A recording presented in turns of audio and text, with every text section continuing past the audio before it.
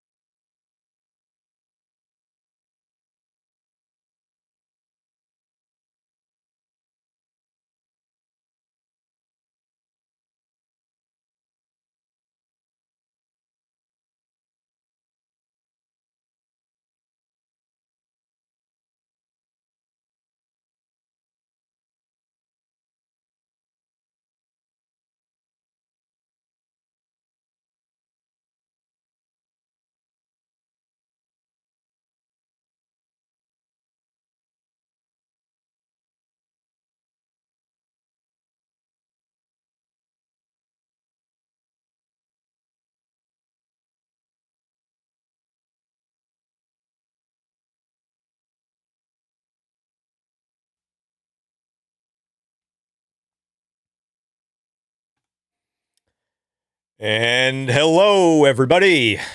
Welcome back to another episode. Live, Friday night, live with Chris Baseford. Here we are. If everybody in the chat can give me a thumbs up on our audio and video, please. That would be much appreciated. Oh, man, what a week. What a month. I was supposed to do this like 2 weeks ago. Had a little bit of a mishap with on a little bit of a road trip. Hit something on the freeway in my RV and tore the crap out of the exhaust system, and it was brutal. So our fall break plans kind of got mangled, and which threw kind of everything off kilter. But luckily nobody got hurt. I was by myself. My family wasn't with me, so I didn't freak out anybody but myself. And so here we are. Thank you so much for everybody for submitting the questions. For those just tuning in, tonight's a Q&A. Ask me anything, whatever they're called these days. We're just hanging out tonight. I've got my A&W root beer in hand.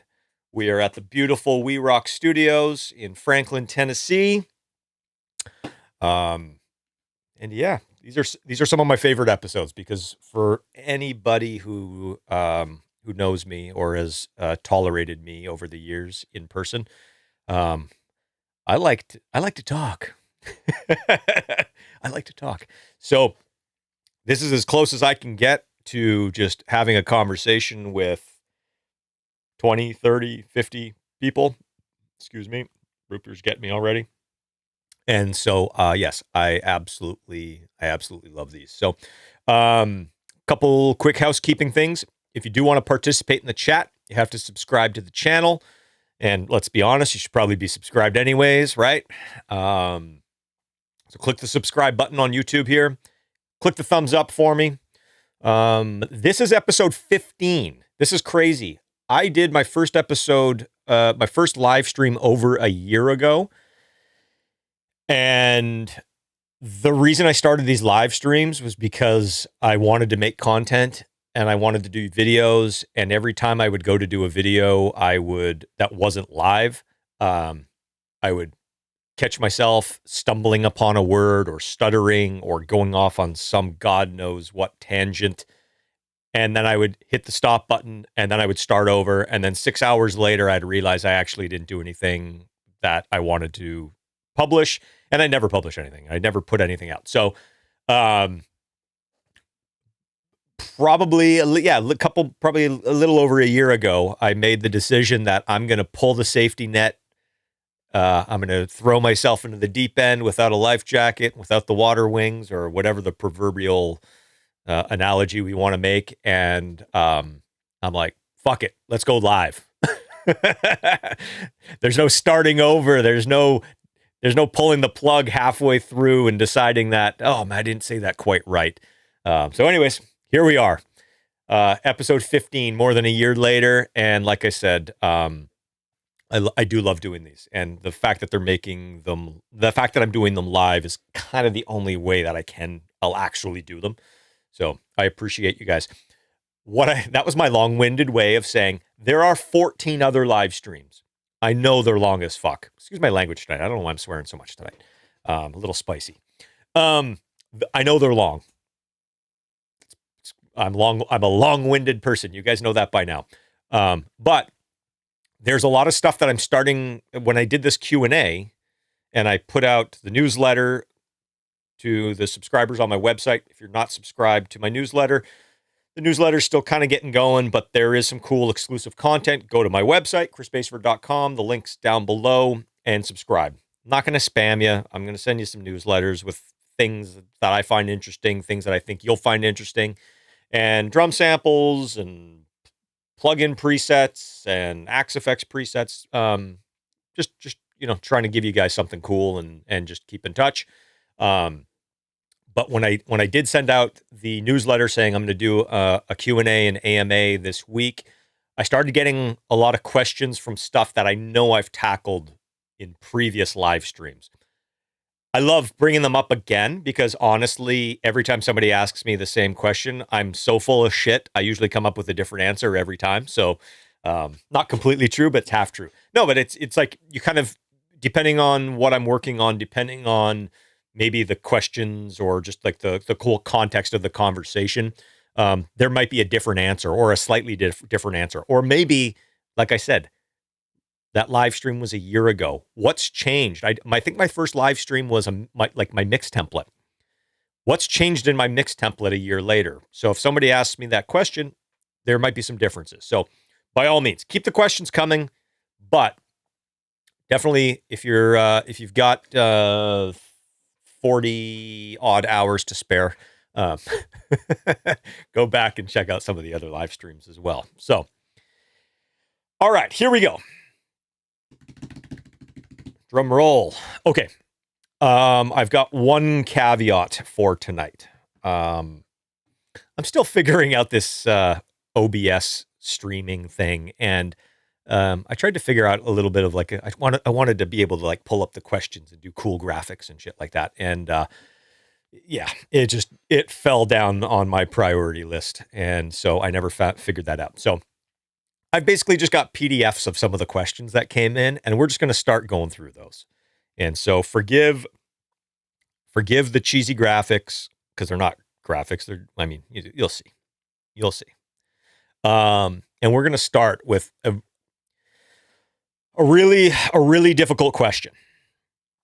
Really difficult question for me because there's a lot of variables. It's so context dependent that I hate being that guy that's always like, oh, it depends. It's like, well, what do you, where are you? What's the scene? Like, what's going on? What flavor are you going after? And all this stuff. I hate being that guy and saying it's always context related, but it kind of is. And so I figured I'd tackle the toughest question first, which is wings or nachos? Man. I don't know. Depends. I mean, what else are you eating? Where are you? Where are you? Who are you with? Is it 2 p.m.? Is it 7 p.m.? Did you just get off the ski hill and you just had a great day of skiing and you're starving? I don't know, man. Obviously, I'm joking. I like wings and nachos. Who doesn't? Come on. Another interesting one. Chris, why are you so handsome? Why are you so damn handsome? Well, I don't know. I really don't. Do you guys think I'm handsome? Okay, thank you. I appreciate that. Mr. DeCarly, my buddy. I was thinking about you the other day, and I see you in the chat here. Everybody give Paul a huge hello and what's up. This is a good question, Paul. Have Have you ever wished to decline work because the client is a horrible person? Oh, yes. Yes. The answer is yes. And you know what? And the reason why I thought this was actually a really good question to jump in on is because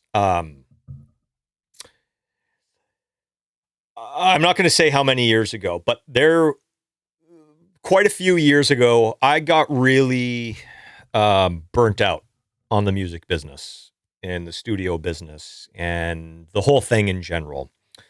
And some people know this and other people don't. I took a little bit of a break from making records. When I was in LA, I decided that I was going to take a little bit of a break. I went and got my real estate license. I sold some houses. I started building a business that specialized in selling houses with studios. I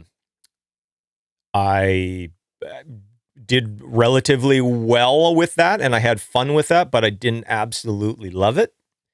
And I got pulled back into the music business. And I got pulled back into the music business by somebody I really respected and somebody I really loved working with. And when they pulled me kind of back into making records, it was, I was kind of like, oh, well, I'm just going to go do this session. It wasn't like, oh, I'm like going to quit real estate and go back into making records full time kind of thing. It was kind of like, oh, yeah, I'll get back in the studio. This is fun. I like being in the studio and whatever. It was then and there that I realized that I wasn't burnt out on making records. I wasn't burnt out on the music business. I wasn't burnt out on staring at Pro Tools. I wasn't burnt out on recording guitars and miking up drums. I wasn't burnt out on any of that. I was burnt out working with people that I didn't really like. And so right then and there, after, taking about a year and a half break, I decided I'm back in the music business, but I'm doing it on my terms and I'm not going to do it with people I don't like. And I have stuck to that to this day. Now, sometimes you don't know you don't like somebody until you actually start working with them. And so there's that. And so when that happens, you don't beat yourself up. You finish the project because that's what we do. Somebody hires you and somebody trusts you and empowers you to do that for them. You finish the project, and then you just, put their contact in your address book. You just categorize that in the. Think twice about doing another project with those people. And so the moral of the story being, I think we hear a lot about love what you do. Chase your dreams. Where's your passion? Blah, blah, blah. I would argue I would be happier. I would be more successful. And not just me, people in general. I think most people would be happier, more successful, more content, more respected, all of that stuff that we all strive for, doing something that you don't really give a shit about, but with people who you care about and who care about you and respect you and you respect them and who appreciate you and who you appreciate in return, than you would doing the thing that you're the most passionate about with a bunch of assholes who don't do any of that. So, Paul, it's been way too long since we've shared a meal and a drink in person and hung out, and I would love to actually dig into this question with you, and name names.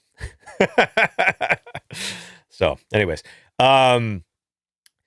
these Q&As and AMAs are a lot for me to kind of handle technically with the chat and answering the questions and kind of like losing myself a little bit in the questions. So I know I've been seeing some of the chat go by as I've been talking about this. So forgive me if after I answer a question, I go back and kind of look through the chat again a little bit and just kind of see as people are commenting on stuff. So Paul DeCarli, yes, in private. Well, of course. I'm never going to put you. Well, I might put you on the spot, but no. I'm going to work backwards. File them in your never again category here. Let's do this.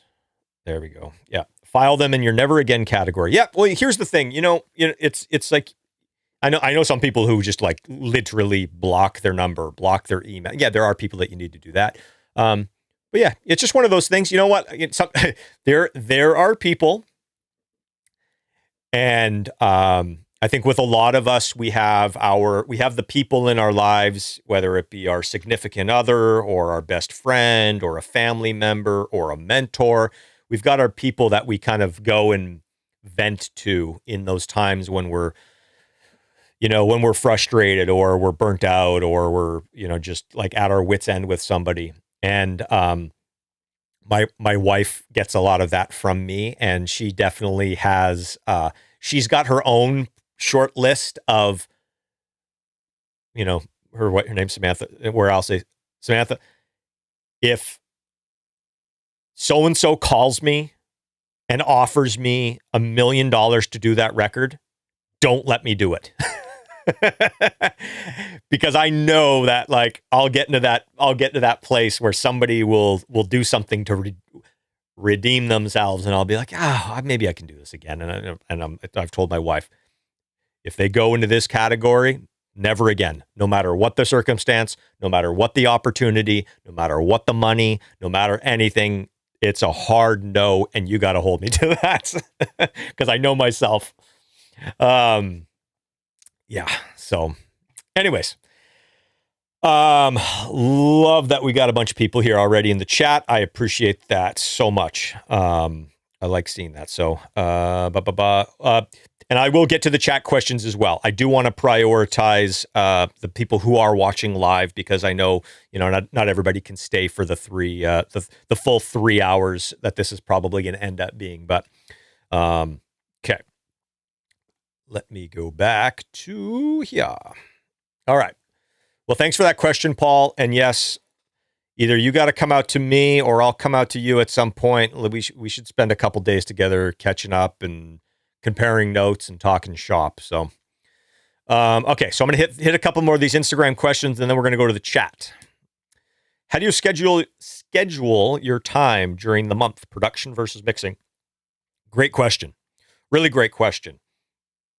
So typically, I kind of break it out by obviously kind of, as people hire me for a project. For instance, if somebody hires me to mix an album and I slot them in, let's say at the beginning of December, and then somebody wants me to do a production, typically the production is going to have to start after that. Well, probably not halfway through December, because then we're running into Christmas, but good example is basically thing as first come, first serve. I do have projects where people, potentially want me to mix and maybe haven't recorded it yet.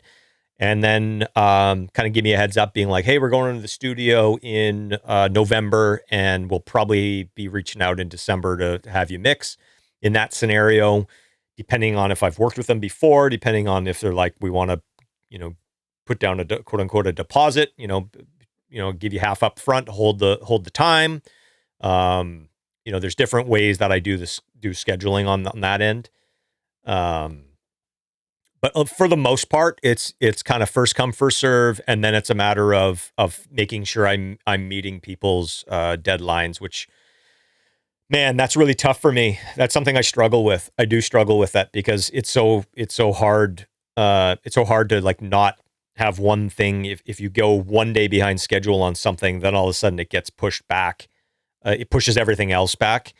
And so I've tried to build in a little bit of like buffers between projects. And even that, like the minute I take a little bit too long on one mix, or if one production takes a little bit longer because I went and recorded a bunch of guitars, but then I realize it needs a little something different, or, it happens. We're dealing with art. Like this is, yes, as much as I preach process and systems and, organization, what we're doing is art. And so there are a lot of times when this happened to me 3 days ago. I'm producing a song. I sit down, I open up the session, I grab a guitar, I get the keyboard, I get everything out. I sit there for like 4 hours, And I'm just like, this is all shit. This is just, none of this is good. And I was like, I could not come up with anything that worked. So then what happens? Well, I got to make up that time somewhere. And so that's kind of where the struggle is. It's like, then it's like the thing I was supposed to mix the next day, all of a sudden might get pushed back. So, it's a little bit of a challenge. I would say the biggest thing that helped me deal with the challenge of that is realizing that perfecting your calendar and your schedule is next to impossible. And so give yourself a little bit of leeway, give yourself a little bit of grace with that. And then the other thing is I just try to be like really open and honest with my clients. If I'm behind schedule, I try to reach out to them, not 3 days after I was supposed to deliver the mix, but maybe like 2 days before, and be like, hey, I'm running a little bit behind. I've started or I've got it set up, but realistically, like, when do you really need this by? Can I get a couple extra days? And not dropping it on them the night before kind of thing, but just trying to get ahead of that as much as possible. So hopefully that helps. Somebody in the chat asked, how do you deal with projects that take longer than they were anticipated to go and then cause delays with other projects? So I kind of just mentioned that a little bit. Yeah, the biggest thing is communication with the clients that are upcoming. Let them know ahead of time, obviously, and try not to beat yourself up. That's really never done me any good, even though I do it all the time. I always beat myself up for not being able to if I'm running late on something. Even the conversations I have with my clients, it's like I'm like, oh, I'm so sorry. I feel like shit. I'm sorry. And it's like, that doesn't do any good. It really doesn't do anybody any good. Like, get in a good headspace. Be like, man, I'm so sorry I couldn't get this done. I couldn't get it started on time. My previous project ran late. Had to retrack some guitars, blah, blah, blah, whatever it is. I'm going to get this to you as soon as I can. What's your hard deadline on this? And what can you give me in terms of a little bit of an extension on it, and see if it works? And sometimes it doesn't. And at that point, you got to call everybody else who's in line. You say, you guys have to wait. I got to come back to you. And it's just it's a juggle. It literally is a juggle.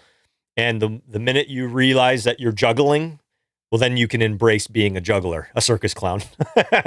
You can embrace being a circus clown and just juggle. Whereas if you're trying to fight juggling, that's when I think things get really difficult. And that's where my challenge has been, is like when I try to fight it, I'm like swimming upstream. So we're going to come back to this question. Can you talk about production contracts with artists as a lawyer manager essential? This, you know what? I might even just not can this question. I might save this question for, I think I've had quite a few requests to do like a quote unquote like business live stream where we talk about lawyers, managers, contracts, production agreements, royalties, artists that don't pay, record companies that don't pay, how you do your pay structure. So I think we might come back to this one.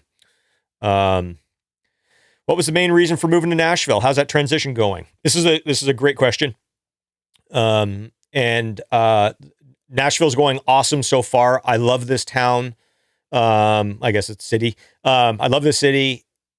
I loved it before I moved here. Obviously, whenever you move to a new city, there's always kind of like, what's this going to be like? Or is it going to be what I expected? Is it going to be what we want? Is it different, but maybe in a good way?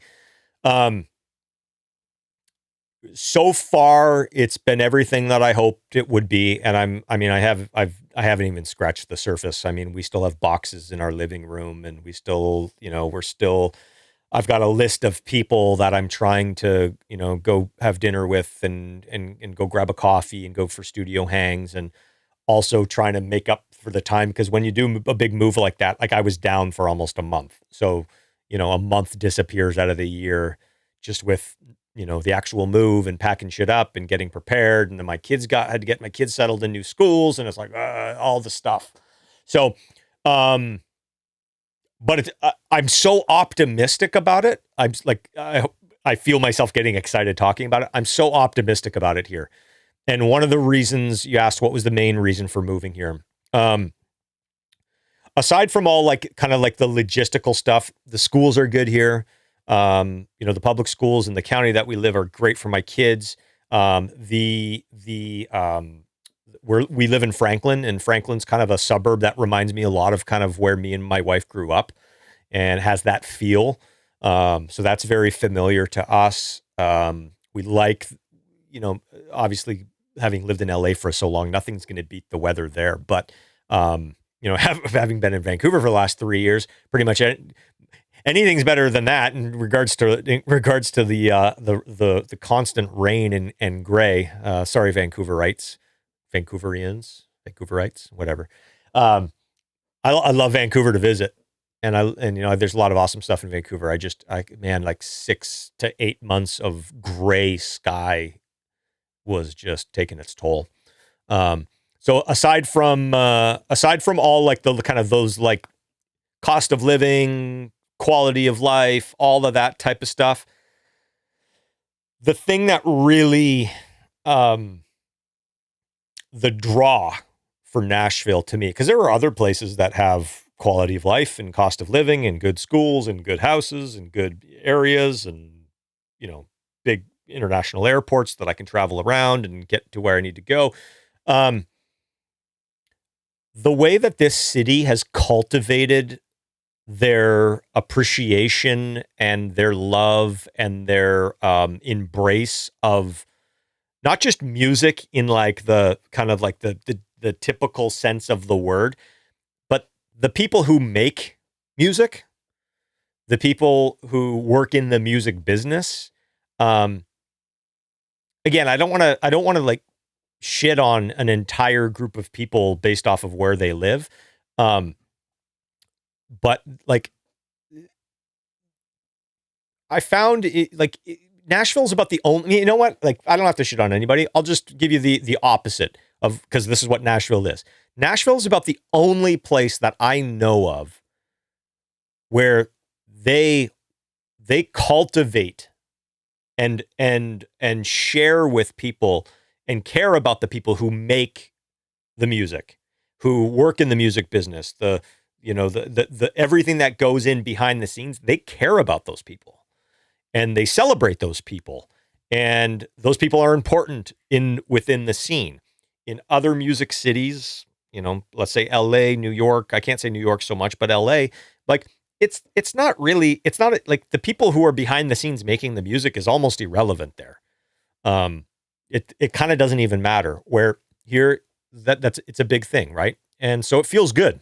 It feels good to go somewhere and to live somewhere where you feel like you're wanted and you feel like people care about you and they appreciate you based off of the hard work we do, and the sacrifices that we make in order to do this job. It's a very, working in this business is a very all encompassing and takes a lot of time and attention and effort, and money and resources and all this stuff. And I just feel like this city, maybe more so than any other city that I've experienced, cultivates an appreciation for that. So yeah. And I felt that being here. I really have. So, we're back to the wings and nachos. Okay. This one came from Facebook, I think, right? I've got an 1176. We're getting into some gear questions, and I see some gear questions in the chat, so we're going to go there in a second. Got an 1176 and an LA2 analog compressor that I use for tracking vocals and bass. What is my favorite tracking compressor? To be honest with you, I'm actually not tracking a lot of compression these days. I'm going in to the computer pretty clean, and then doing a lot of that in the box or on the back end, for a variety of reasons. Obviously, it just gives me options. Number two, it lets me kind of, like let's say do some clip gaining before it hits the compressor. It lets me use a different compressor for different parts of the songs. It lets me experiment without having to have the artist keep playing or the musician keep playing over and over and over again. So So yeah, I'm not doing a lot of compression. When I'm tracking drums, if I'm going in with compression, it's to get an effect, and then it goes, the choice is, number one, what's available, and number two, like, how extreme do we want to go? But I would say when I was doing a lot of compression, when I was tracking with compression, and I still believe this to this day. First of all, 1176 and LA2, they're probably the most popular and classics for a reason. But there was a while that the only hardware compressors that I owned were a matching pair of distressors. And so if I was to go back to that way of tracking, that's exactly what I would do again. I would just go get a pair of distressors. So, okay, we're going to go to the chat for a moment. There we go. Because I see some questions popping up in here. And I'm going to scroll all the way to the top of the chat here. This is awesome. I do love this. I think at some point, I don't know where everybody's located.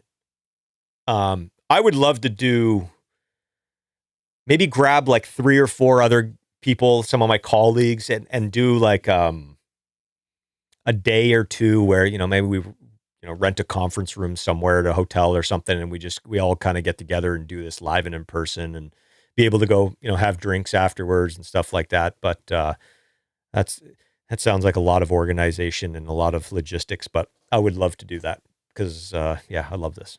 Going down. How do you like your new home and studio? Okay, so my new home, we actually just rented a house to make sure that we liked being here, number one. And number two, we liked the area and we liked the schools for my kids and stuff like that. My setup right now in my house is very basic. I'm sure half the people in the chat here have a more flushed out home studio than I'm currently dealing with. Right now, I'm at a beautiful studio called We Rock. And this is an amazing studio that I would love to eventually like have this in my house because this place is awesome. But right now, like I said, my setup at home is very modest, and but I can get everything I need to get done by myself. Having people come in is not really an option right now. And then I'm starting to kind of get the a little bit of a database of studios that I like to work at here. There's still so many that I haven't even seen yet that I'm going to go around and just kind of start getting a feel for, going into different studios depending on what I need. So yeah. The goal is I would love to maybe in the new year start looking at either buying a place I could build a studio in, or like my dream, fingers crossed, my dream is to be able to build a house from ground up and really kind of make it exactly what I want with a studio and all that fun stuff. So Glenn, you mentioned making YouTube videos is harder than people think. That's probably when I was bitching about how I never actually did them until I started doing them live. Yes. For somebody like myself, man, doing it live is basically just like, it gets rid of all of the excuses. It gets rid of all of the second guessing. It gets rid of all of my blocks. I call it a mental hack, or reprogramming my code. And it's interesting. It's worked so well that I've started thinking anytime I feel like I've got a little bit of a mental block with something, I immediately start thinking about this situation and be like, is there a way in which I can do this that removes that safety net so that way I can't fall back on this, or I can't use that crutch or whatever? And it's almost like putting yourself in a situation without a safety net for something obviously not dangerous, but something that you want to do and you're really trying to get to, but you can't break through it for some, subconscious mental block. Yeah. Figuring out a way to kind of hack the system has become a little bit of my mental process these days. So, somebody says, thanks for all the free gifts. You're so welcome. And for anybody who's not subscribing on my website to get some of those free gifts, please go there. And I think we have it set up in such a way that if you're a new subscriber, you have access to all like the stuff that's been given away so far. Drum samples. I don't know if there's any Pro Tools sessions. I don't know. There's some stuff up there. Presets. All some fun stuff. And I got some more stuff coming. I've been working on a few things that I would love to share with all the subscribers, get some more kind of exclusive stuff. I've been working on a few more kind of like blog type things that I can start rolling out. That's kind of some, processes and workflows and tips and tricks and all that fun stuff. So, have you up to date Pro Tools this week? Any thoughts on the new plugin? Okay. So I have not updated my Pro Tools to the new version yet. I'm currently in the middle of a couple projects that I can't. If something goes wrong, I'm screwed. So I typically don't update Pro Tools in the middle of projects, and only when I know whatever I've got coming up, I got a little bit of a buffer to where if shit goes sideways, that I have a little bit of time to kind of retrace my steps. The other thing is, and actually, me and John Plett earlier before we jumped on the call here or the live stream, we were talking a little bit about, I typically will update versions more for the bug fixes than I will for the new features.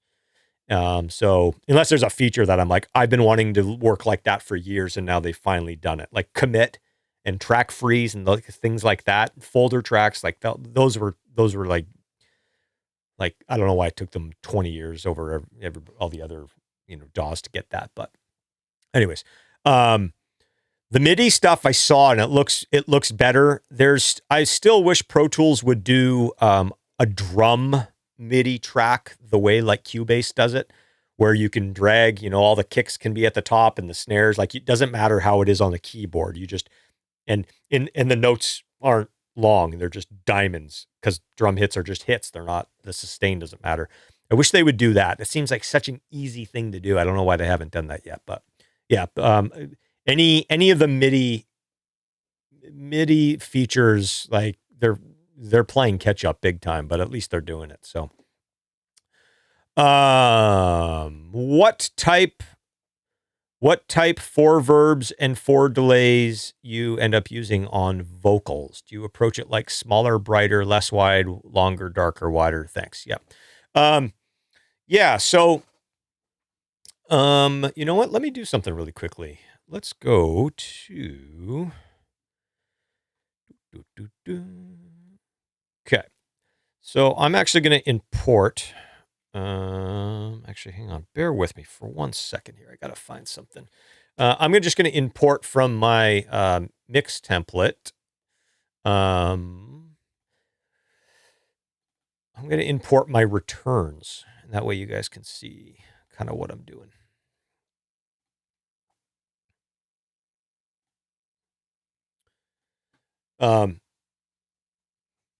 These plugins are very, they change a lot and they're very, very much starting points. But it gives you an idea of what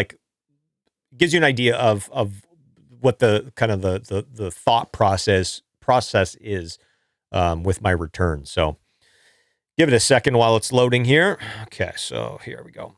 We'll switch to this view.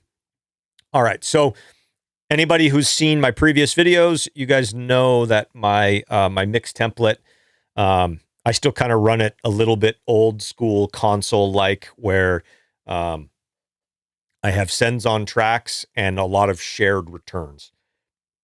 So I don't have a vocal only verb. I don't have a drum only verb. I've got a bunch of different verbs and they get shared. So here's a good example.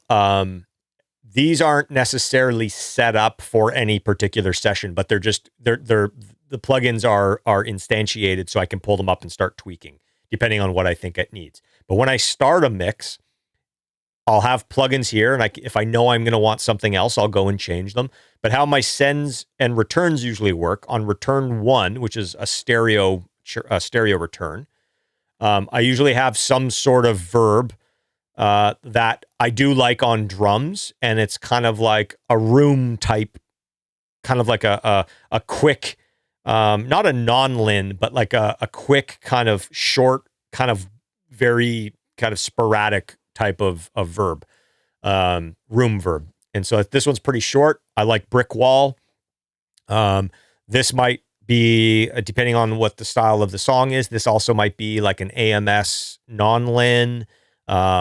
This could be the Eventide 2016 room verb.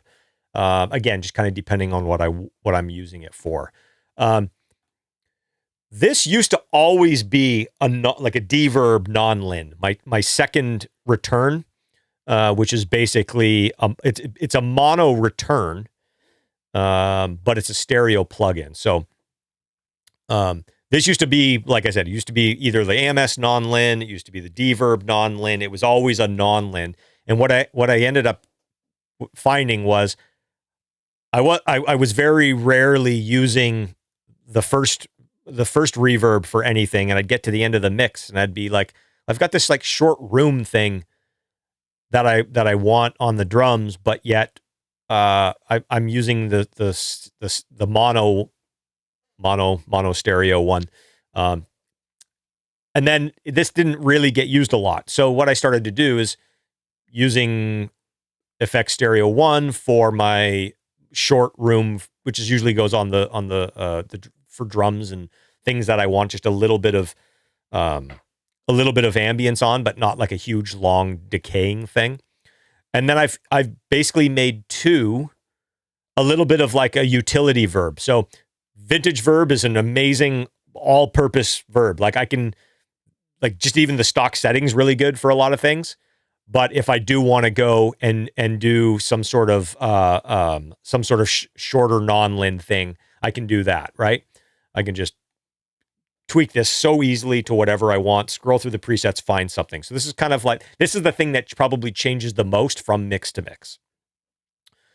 My next FX3 is usually a super, super stylized verb. I've been really loving this reverb right now, which is a Magma Springs from Waves. For a while, I was using the AKG BX20, I think it's called, which is the UAD spring. Sometimes this is like the Capital Chambers, but something that's like a really stylized verb, like not like sounding clean and realistic and, just a little bit like, like when you want something to have some grit and I really give it some character. This is kind of where I'm going for that for my FX3. FX4 is always my micro shift or pitch, pitch up and down on either side.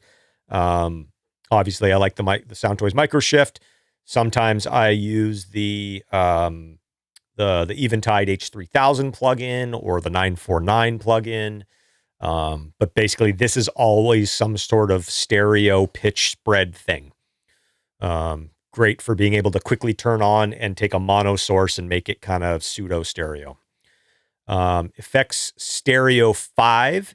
This is typically my main kind of like reverb. So like lead vocals and even guitar parts or like little hook parts that want to have like kind of like that, more of a realistic reverb. Right now, this is just in its stock setting. I leave it like that on purpose to make myself, for every mix, go in and do something with this. I don't want this to be the same every time. I want this to be fit and tailored for the song that I'm mixing. So I actually never set this up with any sort of starting point. I just leave it as is and go from there. Effects 6, 7, and 8 are all delays. And as you asked, yes, they go in order. So I've got slap delay. Now I've got the next, so in this scenario, I have it set to 16th. And then I've got an 8th note kind of stereo ping pong thing. And then I've got a quarter note delay as well. There are some songs that where, you'll have a vocal do a da da da da da, da da da da da. You'd have almost like a callback. That I'm actually not using sends for much anymore. I'll put that on its own track and I'll have a delay track. And so I really have control over, how the vocal's being set I can fade in a consonant if I need to. I can chop off S's. I can, filter the whatever's feeding that delay. So what I'll do in that scenario is instead of, so again, I was thinking something and I didn't say what was in my brain that led me to this. If I need more than a quarter note, or if I want a very like specific callback type delay, I won't actually use I won't use a send. What I'll do is I'll make a track. Let's say actually it probably wouldn't be a stereo track. What I'll do is I would duplicate the lead vocal, or if I had a lead vocal track, you know what? Let me just bring in a lead vocal really quickly here. Bear with me. I gotta go digging.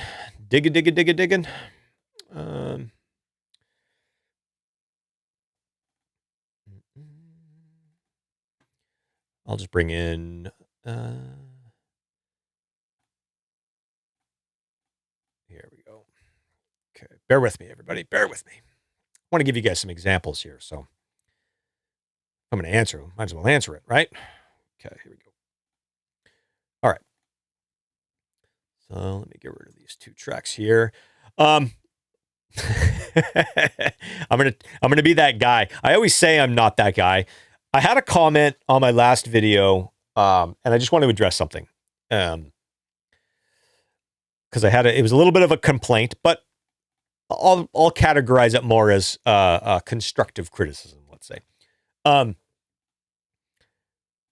Guys, I make records for a living. I don't use OBS software to stream for a living. I don't know what all the plugins are. I don't know how to zoom. I don't know how to have OBS follow my cursor.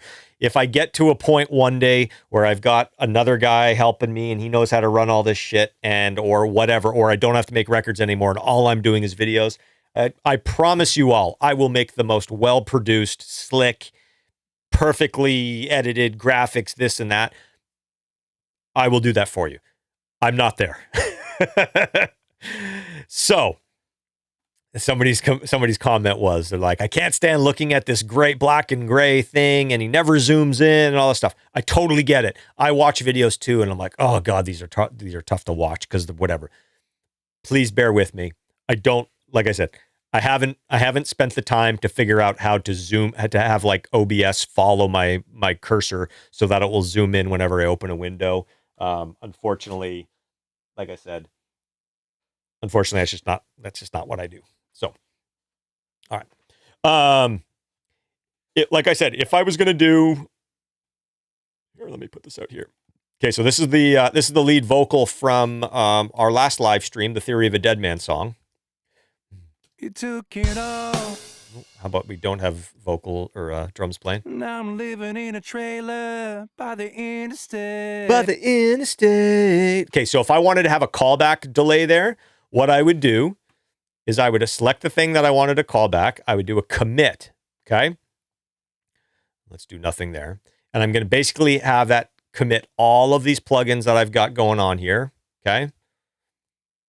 Boom. And then what I would do on this is I would just put on whatever echo, that you want, right? So let's say Echo Boy.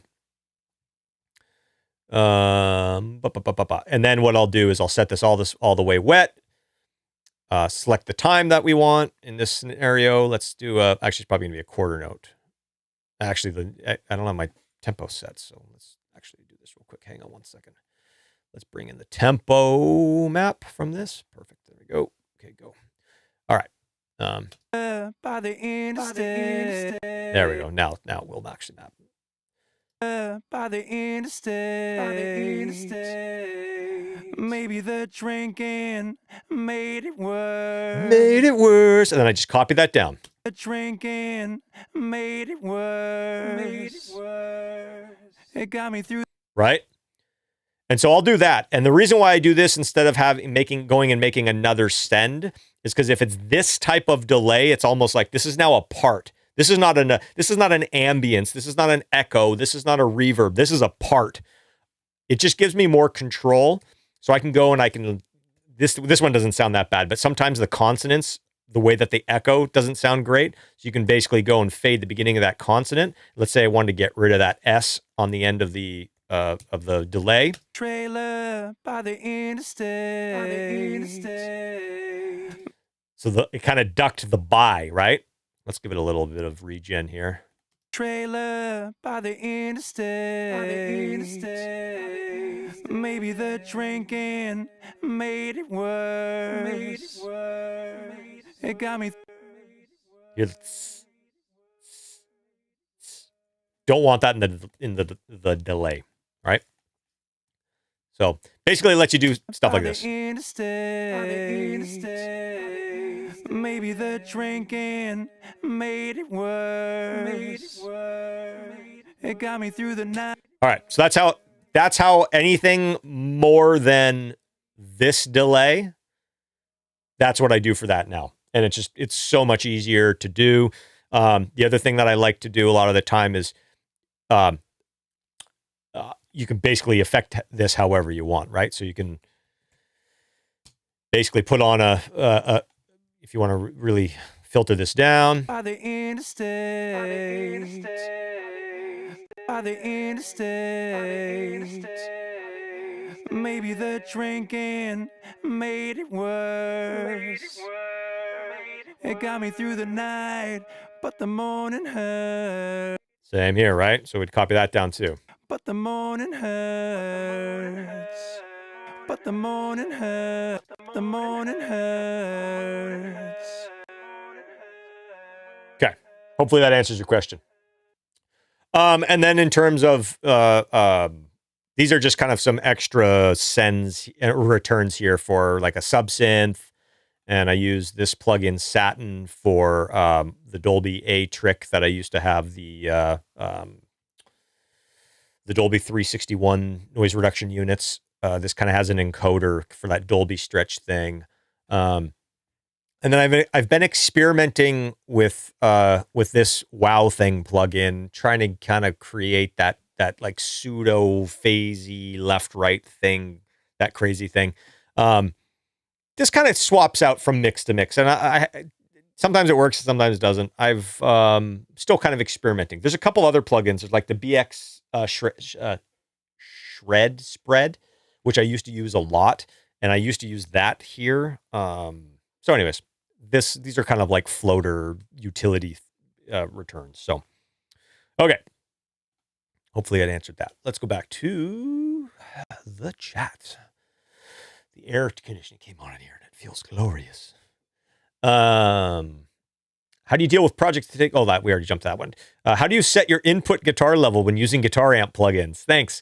I had a really good friend send me a video about this the other day. I think this is kind of like the viral topic du jour for guitar amp sims. I'm less with guitar amp sims that I'm familiar with, like the CB4, or obviously Fractal, or some of even the neural stuff. I have an idea of just from trial and error of kind of where it works. To be perfectly honest with you, for the most part, unless I'm really trying to make something very authentic and recreate kind of a very realistic lifelike thing, for the most part, I just kind of tweak it and use my ears and play with the input to the converter versus the input knob on the the amp sim. So for instance, let me show you something here really quickly. Let me see. Give me a second. Let's demonstrate. Shall we? Shall we demonstrate? I talk a lot. Just show us something, Chris. Just show us something. Okay. Sorry, I'm finding something here. Okay. I'm going to find a DI track for us to listen with. So I'm just grabbing a DI from just a random session here, actually. I don't even know what it is, so bear with me. I searched my hard drive for GDI. Okay. All right. Let's go back to this. Okay. All right. Let's see what we got here for a second.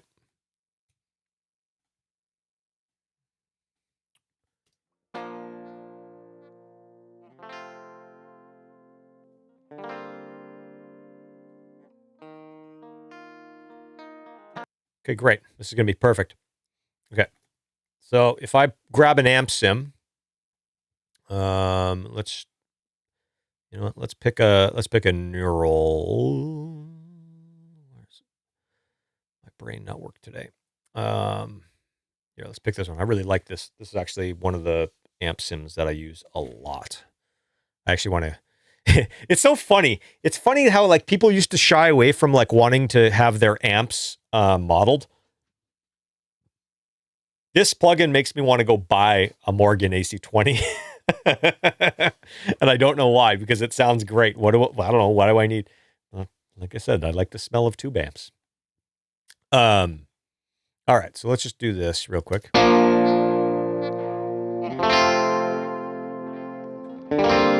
get rid of the delays.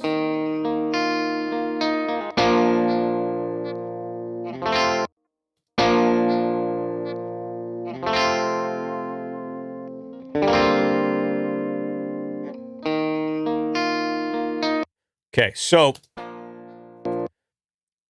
I guess there's a spreadsheet floating around online that shows you like for all the plugins what level like you need to be setting your DI for and all that stuff.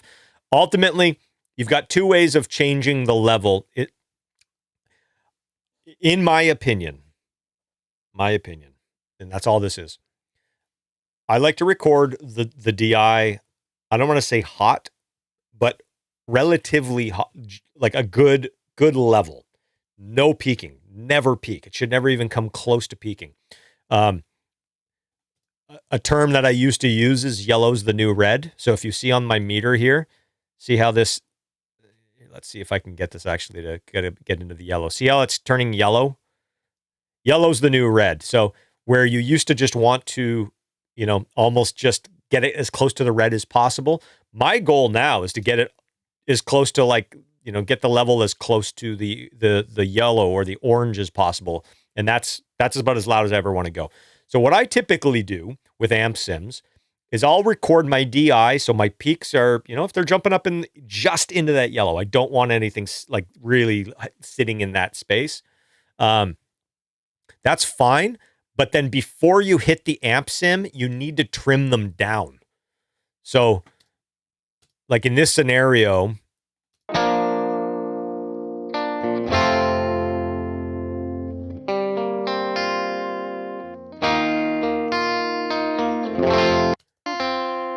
can get some chords here. Where do we got some chords? Here we go.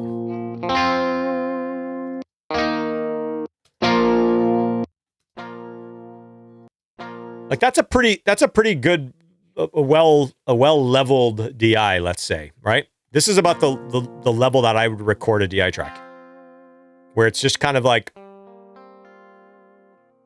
a hard strummed note is still not even getting up into the yellow there, right? And then you adjust either the input on here and trim using you can use clip gain, or you can use a plugin, however you want to do it. But basically, you want to trim the input, this is why it's confusing and nobody knows what the fuck to do when it comes to setting levels. Basically, the idea is you want the amp sim to have a good solid level, but if you've got the DI too hot, then it's gonna be overdriving the plugin in a way that the amp never would. And if you have it too low, you're gonna have to turn the input up here so much that it's gonna be so noisy. And so here, let's do this really quickly. I'm gonna actually give you the two options here. Let me just show my clip gain. All right, so oops, that's not what I want. Sorry, I usually have a button for this on my Stream Deck, but I don't have my Stream Deck here. Okay. All right. So here's one scenario. You recorded the DI really low. Oops. Okay. Okay, so now to get the amp to sound the way you want.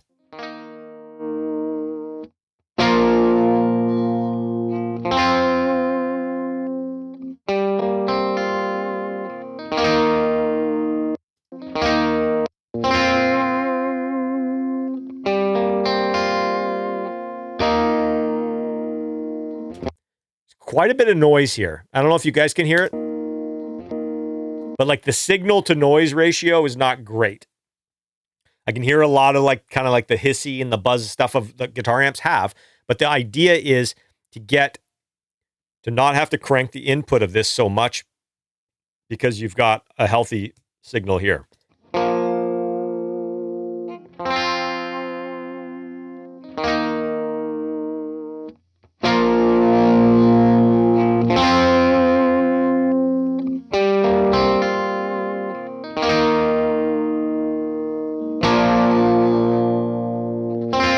So anyways, that's the way that I do it. Not scientific, not necessarily the right way. This is just what I do. I go and I trim the actual DI track to where it's giving me the sound that I want. Often I'm recording my DI too hot and I got to bring it down a little bit because the amp sims weren't supposed to see that much level. I guess you could always trim down this and probably wouldn't be that big of a deal, but I think some amp sims the input knob versus the way that the DI was recorded is it's not the same. So there's my non-scientific explanation. Yes. The confusion. You know what? I've had this conversation with the Fractal guys a little bit. Like I find the Fractal a little bit confusing in regards to just how they have their AD set. And how the leveling is. I get it a lot more now, but when I first started using that unit years and years ago, I found it a little bit confusing. But they've done it to optimize noise, and they've done it to optimize the level so that the level that the amp sim is seeing is closer to what the actual physical amp would see if you plugged it into it. So they're trying to kind of get it a little bit more, standardized, I guess. So I wish there was a more standard way of setting guitar levels. Yeah, very confusing. Did you ever experiment with 96 sessions on your new system? If so, a noticeable sonic improvement, or is 48 enough? I haven't done it yet. So 48 is good enough and has been good enough and is more than good enough for now. I will do the 96K and I will do a video on it for sure. Maybe I'll even do the experiment live so we can all kind of see how we do it and you guys can poke holes in my methods of how to test it properly. Because that's the other thing I haven't figured out. Do I mix a session at 96 and then down convert it? Do I mix it at 48 and then up convert it? Because I'm going to be making decisions based off of what I'm hearing. So I've got to pick one. I can't mix the same song at 48 and then mix it again at 96. It's just not going to be the same. I'm going to make different decisions. In my brain, and what I used to actually do is I would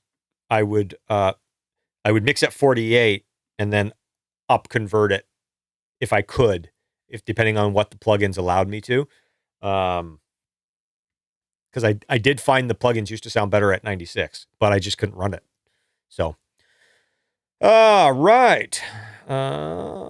Jordan says, Franklin's lovely. Franklin is lovely. And it's pouring rain in Vancouver Island. Yeah, I'm not surprised. Man, the rain was crazy there last week or the week before. Sorry, you guys. Hopefully you guys didn't get washed away. So, James D. Cooler, what's up, buddy? Good to hear from you. Glad you're in the chat tonight. Do you route the kick snare samples to the acoustic snare groups? Usually I end up sending samples to a master track. Or is it better to blend with real kick, snare, and track and send to hardware? Most of the time, all of my kicks are going through one folder or auxiliary. And so samples, everything's going there and it gets treated as one.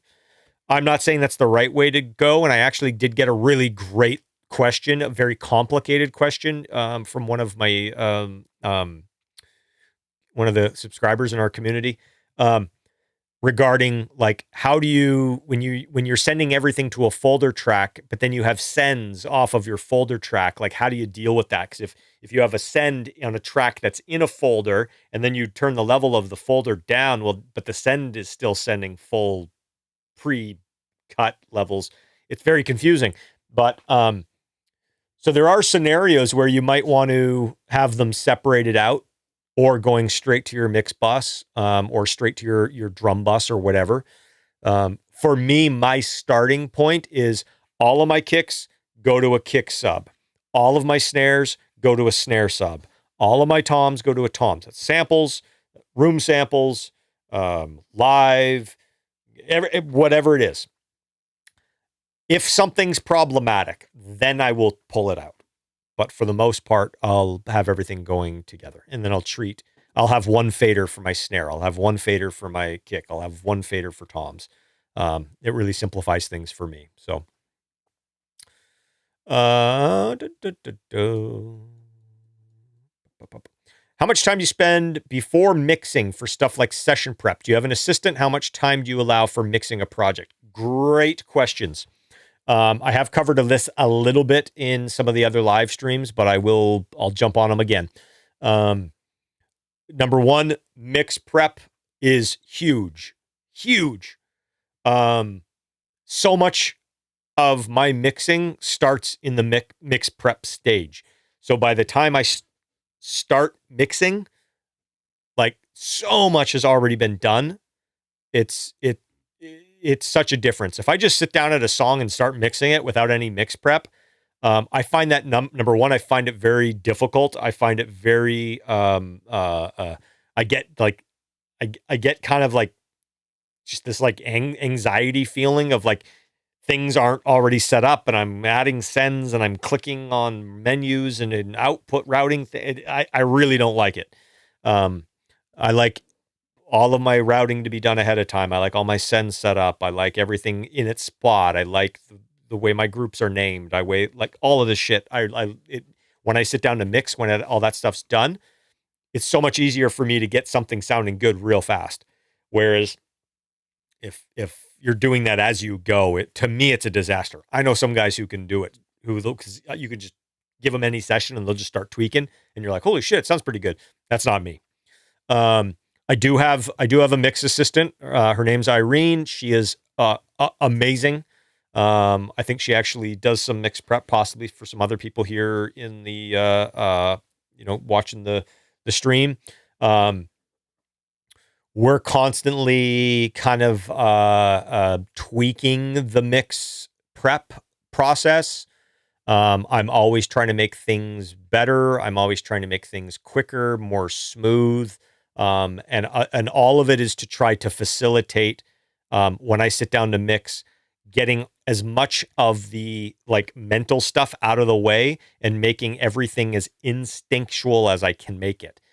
I find my mixes are better the less I'm thinking about technical stuff. And I think that probably goes for a lot of people. And so I try to set things up in such a way where it removes like the technical part of everything. And so I'm always trying to think of new ways to be like, well, what if we routed that one track to here, and what if we did this? What if we did that? What if I, put this plugin on but had it deactivated in case I wanted to use it instead of having to pull it on? Like, there's all those different things I'm constantly thinking of. Irene's, now that she has a really good idea of kind of my, I was about to say the method to my madness, but it's probably more so my just neurotic nature. She's come up with some really great ideas as to how to make the mix setup a little bit more streamlined and even modernize it a little bit sometimes. And so, yeah, huge. When I didn't have a mix assistant, I would schedule time as it's almost like I'm being my own mix assistant. I'm not mixing the song. I'm in mix assistant mode and I'm setting up the mix. And then I would go have dinner, or I would do that at the end of the night. And then the next day I would mix. I would very rarely prep and mix a song in the same day. So if you don't have a mix assistant, I highly recommend you give yourself a different name. Like,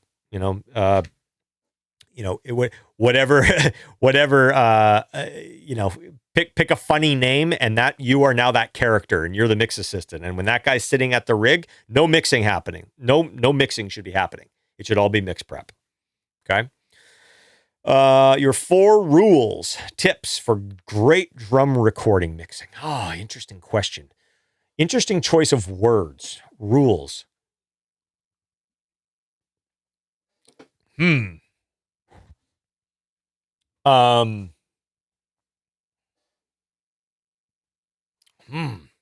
a great. I'm trying to think of like stuff that's not just like the obvious of like, make sure the mic preamp works properly and the mic's not crapping out.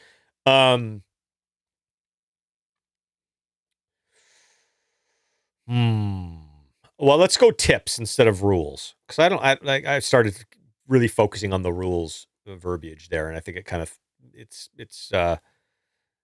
kind of getting me into this weird thing. I just saw it down in the chat, Paul. Start with a drummer that can actually play. I wish that was a rule. Unfortunately, it's not. Okay.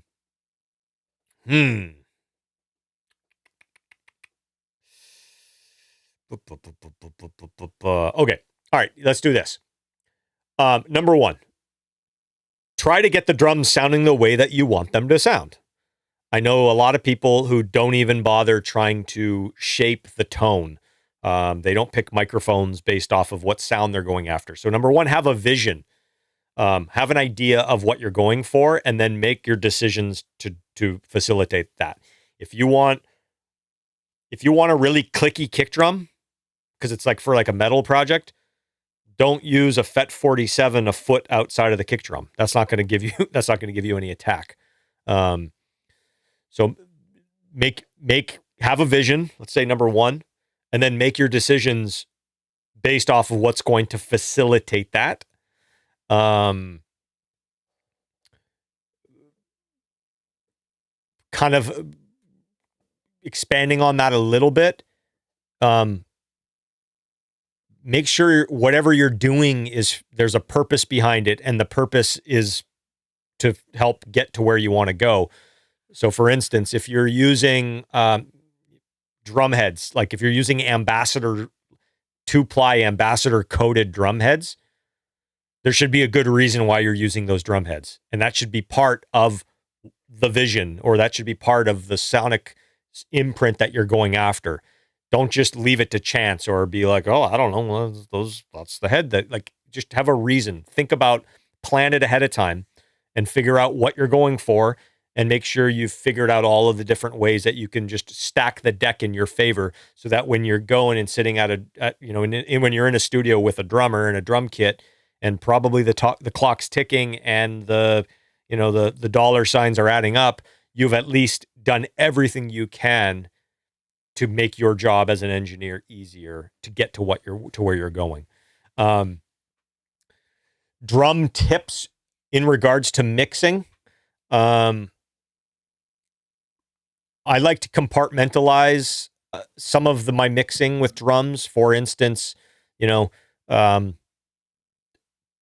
picking samples. We all probably have 1,000 samples or 8,000 samples or 80,000 samples on our hard drives right now. Don't be picking samples while you're trying to mix the drums. You should have 10 samples that you've picked last week, that if you need more low end, you have these 1 or 2 or 3 that give you the low end that you're looking for. If you need attack, you've got these 2 or 3 that give you the attack. If you're looking for sustain, you've got these 2 or 3 that give you sustain. Don't get caught in the paralysis of scrolling through samples constantly. Think of it as, you're climbing Mount Everest, and you've got a backpack that you got to take up the mountain with you that gives you everything you need, but nothing more. That's what your samples should be. So, and every month, go pick 10 new ones, but don't have a folder on your desktop or wherever you keep your samples. And that's like, these are the samples I'm going to use this week, or this month, or this year, and just forget about all the rest. That's one of the things I think I really struggled with early on. The other thing that I will say is really make sure you've thought about your routing. We talked about that a little bit. I find a lot of people really back themselves into a corner by not having their drums set up properly within their DAW in terms of routing, in terms of, parallel compression and why you're having certain parallel compression, certain things sent to the parallel compressor and certain things aren't. Have that all set up ahead of time so you can quickly audition it and you're not having to think about it. Same with your routing. Like if to turn up the snare, you've got to figure out a way to like turn up 5 faders at the same time. Or if you want to just, if the client says, I just want the snare a little bit brighter, but you then have to figure out a way and you have to change a bunch of stuff in order to just add a little bit of top end to that snare because you've got 6 snares. It's not just one. Figure all that stuff out ahead of time and try to get that technical stuff out of the way. So, next question. How does Chad Kruger have a favorite guitar amp he likes to record with? Not really. He's interesting in that regard. He doesn't really get into the weeds a lot with that kind of thing. I mean, he as long as it's inspiring for him to play to, he doesn't really, I don't want to say care. Like he cares, obviously, but it's more or less what's coming out the speakers and less about what it is. So he's fun to work with in that regard, because if there's something I want to, have him play through, he's open to it as long as it sounds the way that he wants and as long as it's complementing the production and it's fun for him to play to. He is, I don't want to say he's sensitive to like that, but like there's times, and I can tell when you've got a sound up where he's having fun playing, like you can just see it on his face and the way he's playing. It's like, that's the goal with him, is just make it so he's like, he's having fun. And that should be the goal with everybody, right? Gavin Haverstick is Haverstick, yes. Is a great studio designer. And dude, yes, you know what? I've had the pleasure of talking to him a couple times over Zoom, and yeah, I would love to get to a point where I'm ready to build a studio and get a guy like him involved. And yeah, he's been doing some amazing rooms. So for anybody looking for a studio designer, he's definitely on the short list of the guys doing some pretty great work right now. So. What flavors do you like from both Waves and UAD? API 2500 depends on setting, but you can describe why you'd reach for Waves or UAD. Yeah, to be honest with you, I'm not really particular on which one, and I it kind of depends on first of all, if I only had the Waves for the rest of my life, I'd be fine with that. If I only had the UAD one, I wouldn't be as fine with that, simply because the UAD stuff is probably a little bit more like closed system. Pretty much everybody I know and everybody I work with has the Waves 2500, API 2500. So, excuse me, root beer. If I had to pick one, I would probably pick the Waves. But I do like the UAD one simply because I do have the extra DSP with the cards, and so it kind of takes a little bit off that. Again, that's not really that much of an issue anymore either. So I don't know.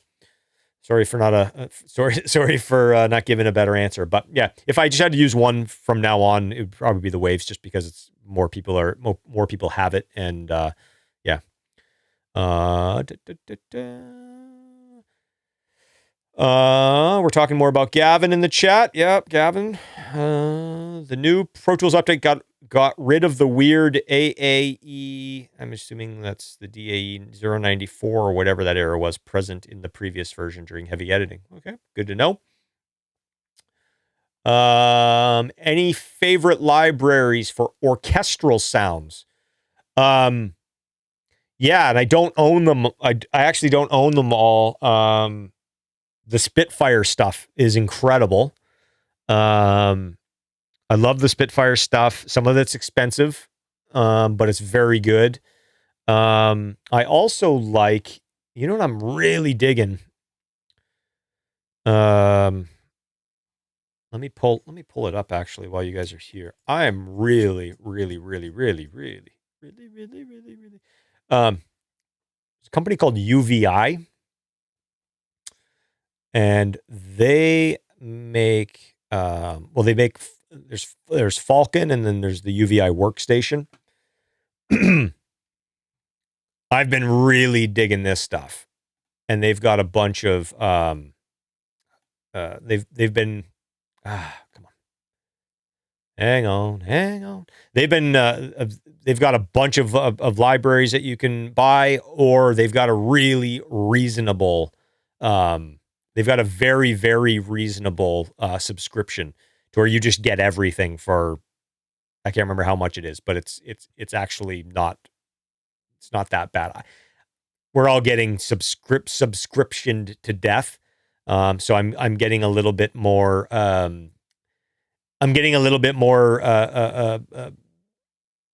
selective in what I'm going to pay subscriptions for. But they've got one here, our augmented orchestra. Very cool. Really cool. That's the one I was looking for. So try UVI. Like I said, the Spitfire stuff's great. I haven't downloaded the new Contact 8 plugin yet, but to be honest with everybody, like I'm a little bit over the whole Native Instruments, just the whole ecosystem with that. I feel like there's still some stuff in there that's problematic, and it's like every time there's every year, it's like you're paying. I have probably paid $5,000 or more, probably more, probably $10,000 to Native Instruments, and it's like I still have bugs with some of their stuff. Some of the stuff still crashes. The libraries are huge. A lot of the libraries you have to buy, it's like, yeah, they give you a few more extra every time you upgrade to their new complete pack or whatever. But so, anyways, I don't know.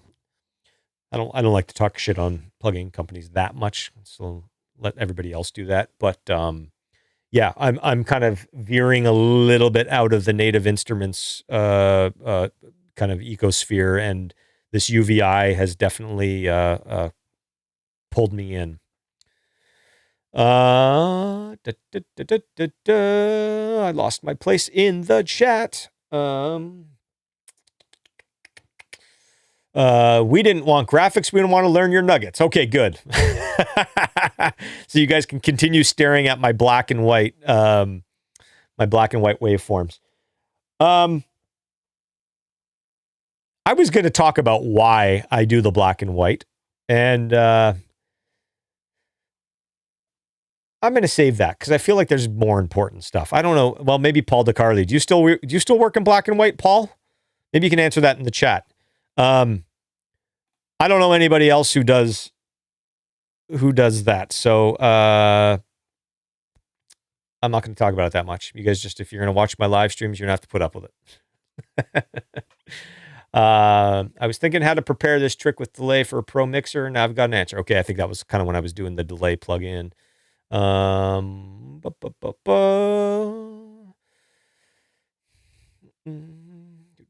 Could you share a little bit about the meter type you like to use in Pro Tools for tracking? The meter type is going to display the level differently, correct? Yes, it does. So the meters, you know what? It's weird. I actually went through a little bit of an experiment with this for a while. And so I like the slow sample peak meters. Well, I say slow. They're slower than some of the other ones. I like the sample peak meter for the track. And so let's just watch the meter. Actually, let me mute this guitar. So you can see it. It's like it's not that slow. It's not as slow as like a VCA. VCA. What am I thinking? It's not as slow as a VU meter, but it's not like the really like jumpy, crazy, like the all digital meters. That being said, for the master fader, I do like, and I'm going to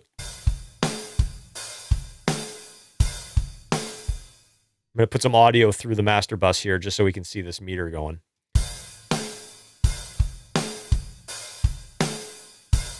This meter type, and I forget what they call it. Let's go back to preferences.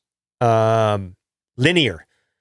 The linear I do like for the master, because it gives me kind of like all of the information. Oh, sorry, you guys couldn't even see that because my head was in the way. Hang on, sorry guys.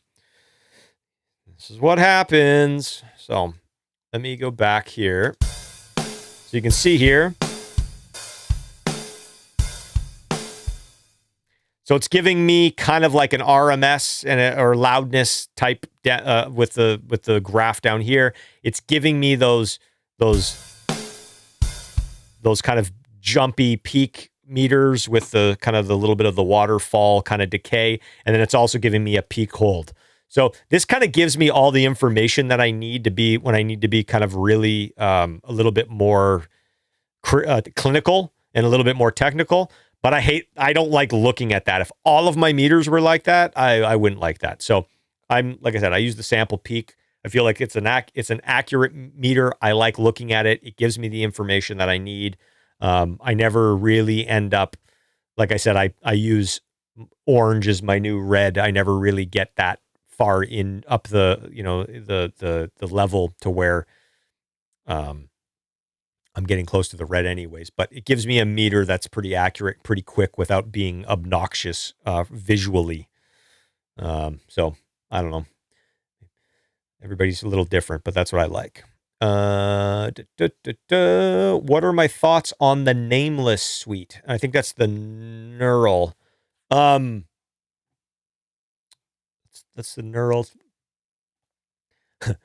The next thing out of my mouth was going to be, do I have that? And that was going to probably indicate my thoughts on it. No, I do have one of the, sorry, I'm looking in my plugins list here. You guys can't see that.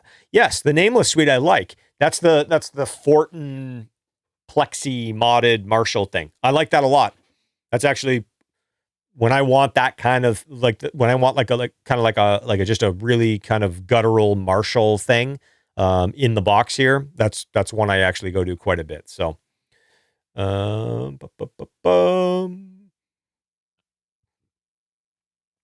down for the 9648. Jordan's got a comment here for the 9648 comparison. You can maybe just do a very simple mix using channel strip that will go from one sample rate to the next. Just remove any potential variables that won't convert. Yeah, that's kind of what I think I'm going to do. I think I'm just going to take a mix that I've already done in 48, and then I'm going to up it to 96, and I'm going to print it, and then we can listen to the difference, and we'll see. Because at that point, we're just basically listening to. At that point, we're just kind of listening to like how the plugins are processing stuff, right? The sound and how the mix bus architecture, if that's even a thing anymore, but. We'll see. Talk about the Unfair Child. The Unfair Child is great. I think I told you guys that I had the, here, let me pull this up here. I think I mentioned to you guys in one of the newsletters that when Eric first made his Fairchild, which is Unfair Child, right? When he first made that, I can't remember what was happening at the time, but he invited me to go over to his studio in Hollywood and play around with some of the stuff that he was building. I think he had just finished his first console. I think he had done the mic pre's, like that kind of thing. And so one of the things that he had at the time was I'm pretty sure he had an original Fairchild as well, but he had built what ended up being the Unfair Child. And he was generous enough. He actually let me take it to my studio for, it was probably like 3 or 4 days. This is years ago. This is probably like 15 years ago. And I played around with that thing for the entire week that I had it. I printed I had a mix that I was doing where I printed every single track through it. Just did a loop out. Found a setting that sounded good, printed it, and I just went down. I spent an afternoon just bouncing everything through it, and I had it on a playlist. And I really experimented with mixing that song and like switching back and forth. And it was one of those things where I know this is kind of like so overly said these days, but it was one of those boxes where it's like everything that you'd put through it sounded better.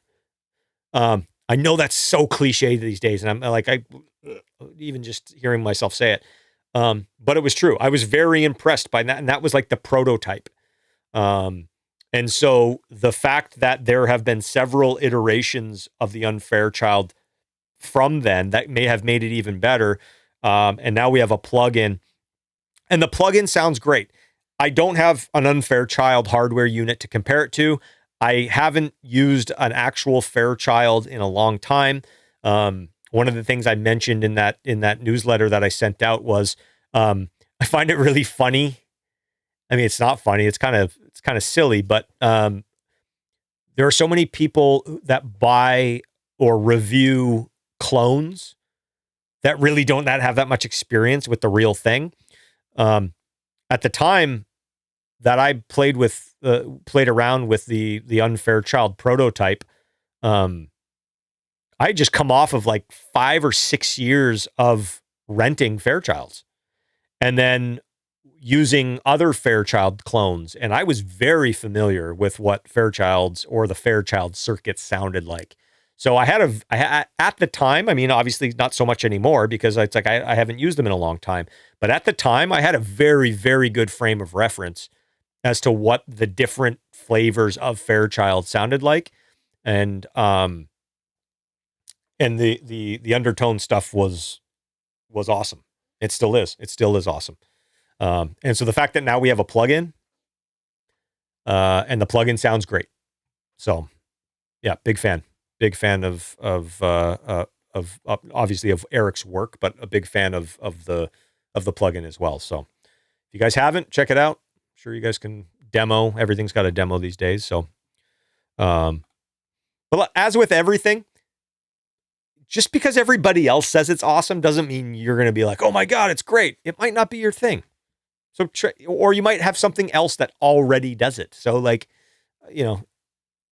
that's kind of why I'm not necessarily like super, super focused on gear reviews or recommendations for plugins. It's like, man, just try it out. Use your ears, figure out what you like. Figure out what you don't like, figure out what you like the look of, figure out the interface you like the best. Like all that stuff really matters as well, right? So, okay, let's keep going here. Thoughts on SSL DAW plugin controller. I use the Rock Solid Audio SSL style controller. I know a bunch of people are using the SSL one. It looks great. It feels great. Again, use what works for you. I use the S3 controller. I did try out the S4, but the S4 is a very big price tag difference from the S3. And so I stuck with the S3. What do I think of an S1 dock combo instead of an S4? That's exactly what I would recommend. I would recommend getting, depending on how many faders you need, get 2 or 3 S1s and a dock and really learn how to use that thing and you'll be flying. That's a very, very powerful control surface. Yeah. When mixing an album, do you find your mixes improve with each song? Sort of a quality creep phenomena. Do you go back and revisit the other songs or do you leave them if already approved by artist? Great question. I definitely find as things progress, you kind of figure stuff out. So you might have figured out a balance. You might have figured out a treatment. You might have figured out a reverb or a mix or a mix bus treatment that you're really liking. So depending on the project, I sometimes go back and I'll kind of try those things out. I don't do it blindly. It's not like, oh, this one worked better on this one, so I'm going to use it across everything else. I'll A/B it and check. And sometimes it works, and sometimes it doesn't. Actually, there's a question that we got in. I actually should jump to the questions that we got through the website. But there was a question about the songs that I've mixed on the same album sounding different, and I'm finding more so now than ever before the continuity from song to song on an album seems to be almost, I don't want to say irrelevant, but I don't know a ton of I mean, there's certain bands, certain styles are still doing that, obviously. Um, but I think if one song, the producer likes the sound of a certain thing better, even if it's not anywhere else on the album, like a drum kit or a guitar amp or something, they're going to use that. And so then all of a sudden that song is very different from the rest of them on the album. So just blindly applying something on one to them all might not work. So kind of like, again, whatever sounds better, right? So who was your mix inspirations when you started? Great question. I feel like I used to talk about this a lot, and I feel like I haven't actually spoken about it that much lately. It's probably not going to come of any shock to anybody. Randy Staub, like Randy Staub and Bob, like the stuff that Bob Rock and Randy Staub did, like late 80s, early 90s, like that's the stuff that made me want to make records. I was big into music. I don't want to say before that, but like I was always into music in terms of like I always loved listening to music, and I liked rock music, and I did at the time I didn't understand why, but like I liked big slick rock records. I like huge fan of Mutt Lange, huge fan of Mike Shipley, Bruce Fairbairn and Bob Rock, the stuff that they did together, Bob Rock and Randy Staub, obviously. And then as kind of, as the years kind of progressed, I mean, there was so many great mixers, obviously Chris Lord Alge, like there's so much of the stuff that he did, influenced me. I'm trying to think of who else. I know I'm leaving a ton of people out. Feel like that was an award speech. I'm leaving everybody out. I'm so sorry. You know who you are. Yeah, I would say if I had to kind of just straight out of the gate, just kind of pick a couple, it's probably Randy Staub. Yeah, I mean, that was the stuff that really got me going. So, and like I said, I'll throw Bob Rock in there as well, because obviously I know that, they worked very kind of like hand in hand, but even the stuff that Randy did after like on his own with like the stuff that Bob wasn't producing, sounds so good. So good. Okay, back to the chat.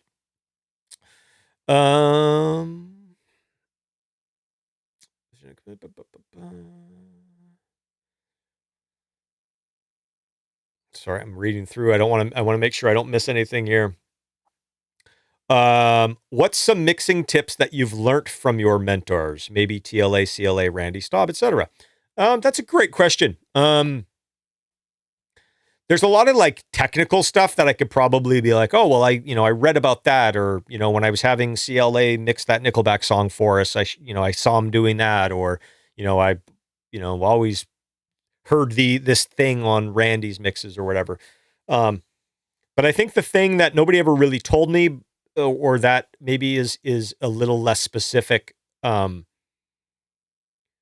I think the thing that they all kind of have is, I feel like they really just embrace their own thing, and they, and maybe, I don't know, maybe, I'm not in the room with them all the time, obviously, but it feels to me like they trust their instincts. And that's, I think, the thing that, having been in the room with CLA while he's mixing on some stuff that he's mixed for us, and even same with Randy. I had, not as much as CLA, but like I've sat in the room with Randy on a few things. Just there doesn't seem to be a lot of like second guessing, and that's a big challenge for me. It's been a hard over the last like 10 years of really being aware of like the second guessing, or the the analysis paralysis, or really focusing on something that really doesn't matter because we're trying to avoid the stuff that does that does matter, like cutting through the bullshit, really, like being very honest and vulnerable with you guys. Like that's been a big challenge for me, is like trying to break through the insecurity of like, is this good? Is this the right thing to do? Am I making the right decision? And I feel like when I've been able to witness kind of the the big dogs working, it just seems to flow. And that's been my goal for so many years now, is I want to hear something. I want to almost make the decision in a almost like, just like flow state's not the right word, but I almost want it to be second nature. That my goal is for all of the decisions, all of those little micro decisions of a mix, and we make thousands of them when we're mixing. I just want them to be like instinct, you know, picture, picture like a hockey goalie just getting peppered with shots, and they're just reacting. Just react. That's my goal. I'm not there yet. By any means, but that's my goal. And when I watch those guys mix, and when I listen to those guys mix, that's kind of what I feel like. I'm watching them react, not think, but react. And that's pretty cool. So yeah. In the year 2025, I hope to be able to bring you guys a new format that might be able to answer some of those questions a little bit more head on directly. So stay tuned. What's my acoustic mic setup? Great. I'm assuming acoustic guitar.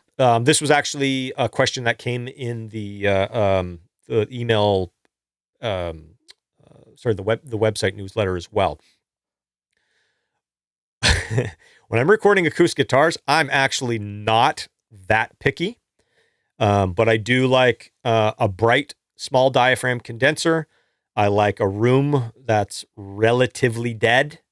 I like an acoustic guitar that's relatively bright.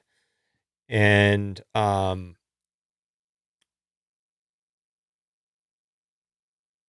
these days, like I said, I'm kind of just going I'm recording clean and then kind of dirtying it up and doing all everything else after the fact.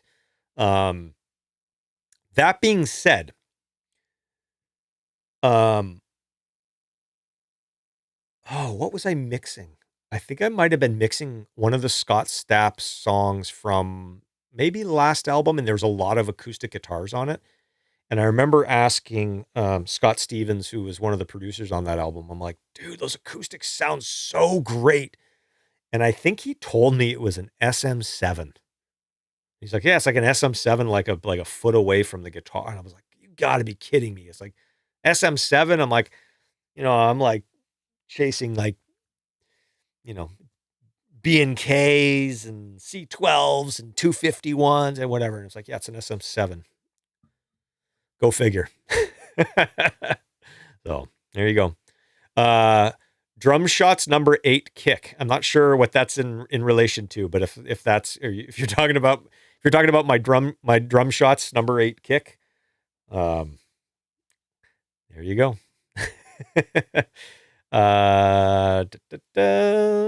Libraries. So I already answered the orchestral thing. Contact is a pain to code for. Yes, Jordan. I'm sure you're going to tell me all about that. We definitely have to jump on a call at some point soon. All original Pro Tools colors by the man Paul DeCarli. See, I'm not crazy. He does it too. I'm not the only one. Send him messages telling him that you think it's hard to look at. Leave me alone. What you like jam to when playing guitar? Oh, what do you like to jam to when playing guitar? Great question. I don't do that enough. I used to do that all the time. Man, I mean, I kind of go back to the stuff that like just makes me feel like I'm a kid again.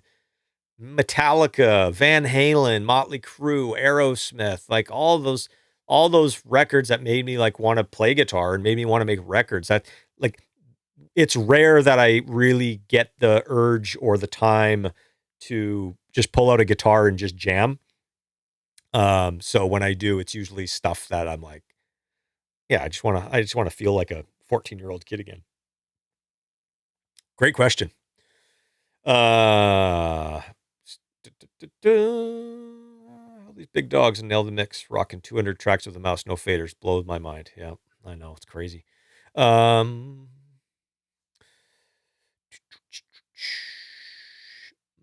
Mutt. Oh my God. Mutt and you are my current influence. You can't put me in the same sentence as Mutt.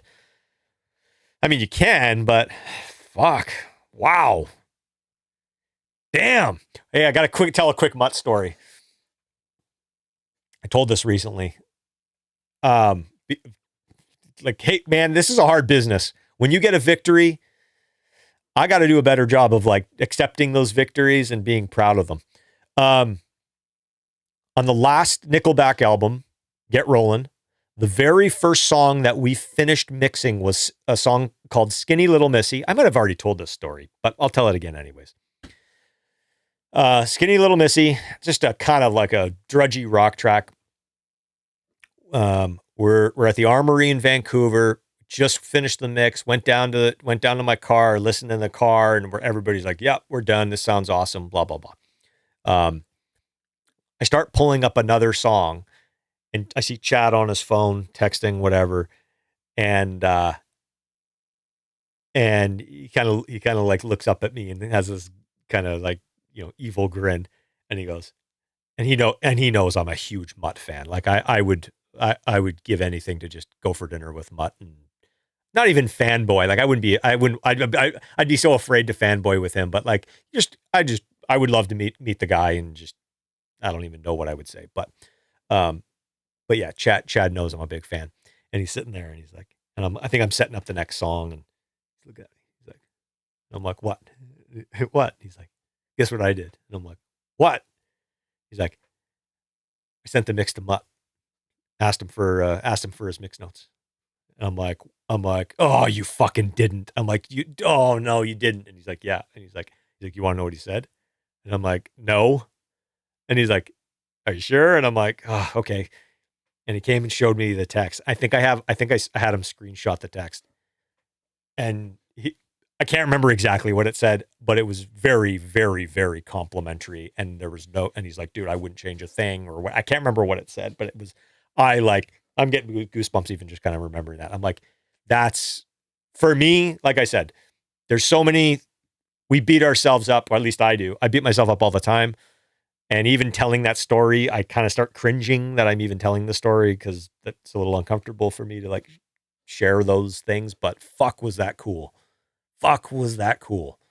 Even the fact that like he heard something I did and kind of liked it was cool. But anyways, there's my Mutt story.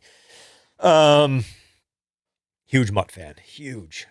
I mean, if you make records, whether you like Def Leppard or not, like you have to at least acknowledge like the contribution and the impact and the influence that a guy like Mutt Lange, and I will also, you know, include all of the engineers and all of the musicians that worked with him, because I know that was an integral part of it, played in shaping what we do. So, yeah, pretty cool. So thank you for putting me in the same sentence as Mutt. I will absolutely uncomfortably take that. What's up, Schmerler? I'll ask a newbie question. How about a brief description about miking techniques for guitar cabs, on or off axis? What happens when you move a mic closer or farther away from the cone? Cheers. You know what? It's a great question. I actually like to do one of each. I like to have a mic that's on axis and off axis. I find the sound of the off axis mixed with the on axis to be the way like the phase kind of interacts with that to be very pleasing, especially for heavy guitars. I usually will, if this is the dust cap, I will usually put the on axis pointing right at where the dust cap meets the cone. And then I will usually, because sometimes it sounds better the other way, I'll usually then put the off-axis mic going across in front of the cap. So pointing at the same spot, but going in front of the cap. Some people do it from the cone side. If the amp, if whatever we're doing is like really harsh and bright, then I'll move it. And I'll, kind of just even it out a little bit. But I find I'm I'm one of those people that when I'm miking guitar cabinets, I'm usually leaning on the almost like too bright side of things. And then if I need to kind of clean some stuff up with EQ or on the amp, rather than the other way around. So hopefully that answers your question. Hope you're doing well, buddy. We got to talk amps. For everybody, for anybody in the, who's watching in the chat right now, who wants an awesome custom amp, Mr. Schmerler is your man. Hopefully he's making mine right now.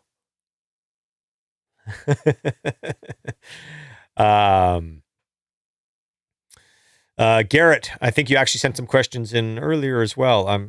Maybe. Do you have a manager? Have you had a manager? Do you think it's important? I currently do not have a manager. Yes, I have had managers in the past. Do I think it's important? I think it's important if you think it's important. I find most managers, and they will be the first people to tell you this, so it's not me talking shit on anybody. They will be the first person to tell you, they are there to help you manage the work you have, not get you more work. So if you're under the illusion of a manager finding you new gigs, you're going to be very disappointed. If you find you are not the type of person who's very good at booking studios, at arranging scheduling with musicians, getting contracts to your lawyer and making sure that the lawyer actually sends the contracts back. If you're not very good at all that stuff, then a manager could absolutely be great for you. If you don't have a problem doing all that yourself, then maybe a manager is less important. I think it also depends on how outgoing and sociable you are. Do you enjoy going and having coffee? Do you enjoy going to a record label and having a meeting with an A&R guy about nothing in particular? Or do you find that uncomfortable? If you find that uncomfortable, sometimes having a manager going and doing that for you and keeping those relationships kind of top of mind, maybe that's beneficial for you. So I think it just depends on your situation. I will say, as an overall trend, with me and my colleagues, I've been finding as the years have gone on, more people in my sphere have been going managerless, even guys that have had managers for 30 years.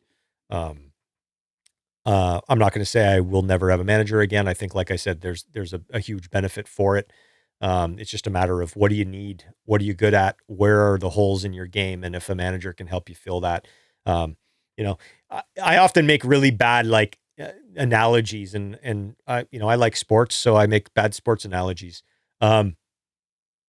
It's almost like, if you had a hockey team, let's say baseball, we just got done with the World Series, go Dodgers. That'd be like you saying to me, like, what do you think? What do you think of what do you think of a shortstop? I'm like, well, do you play shortstop? Like, are you a good fielder? Or do you like, because if you're a good fielder and you're out in right field, maybe you go to shortstop and you're okay. You do the shortstop's job. But if you're like, oh man, no, I'm terrible at that. Okay, cool. Well, then go get yourself a shortstop. So it kind of depends on what you need and what you're good at and what you're not good at. So we could probably, like I said, I think we're probably going to, I'm going to do a whole live stream episode on kind of like the business side of things. Cause I think it's a big question that has a lot of validity to some of these questions. And I don't think enough people talk about it because unfortunately it's not that sexy. Right. So, how'd you get the Nickelback gig? Was it a high pressure situation mixing stuff for them when your hero Randy Staub did it previously? So I actually didn't get the mixing gig for Nickelback, in kind of the way that you'd think. I was actually co-producing their records before I was mixing them. So the mixing thing was very organic because what would end up happening on just about any record that I produce, and especially for Nickelback or bands of that nature, by the time we get done all of the production, we have what we refer to as rough mixes, right? And the rough mixes are typically so we can hear, is the song done? Are the guitar parts right? Do the drums sound good? All that stuff, right?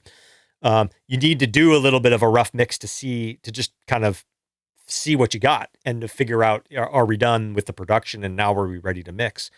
And so what would end up happening is by the time we would get done a song, the rough mix that I was doing, because I was engineering as well as co-producing the project, typically sounded pretty good.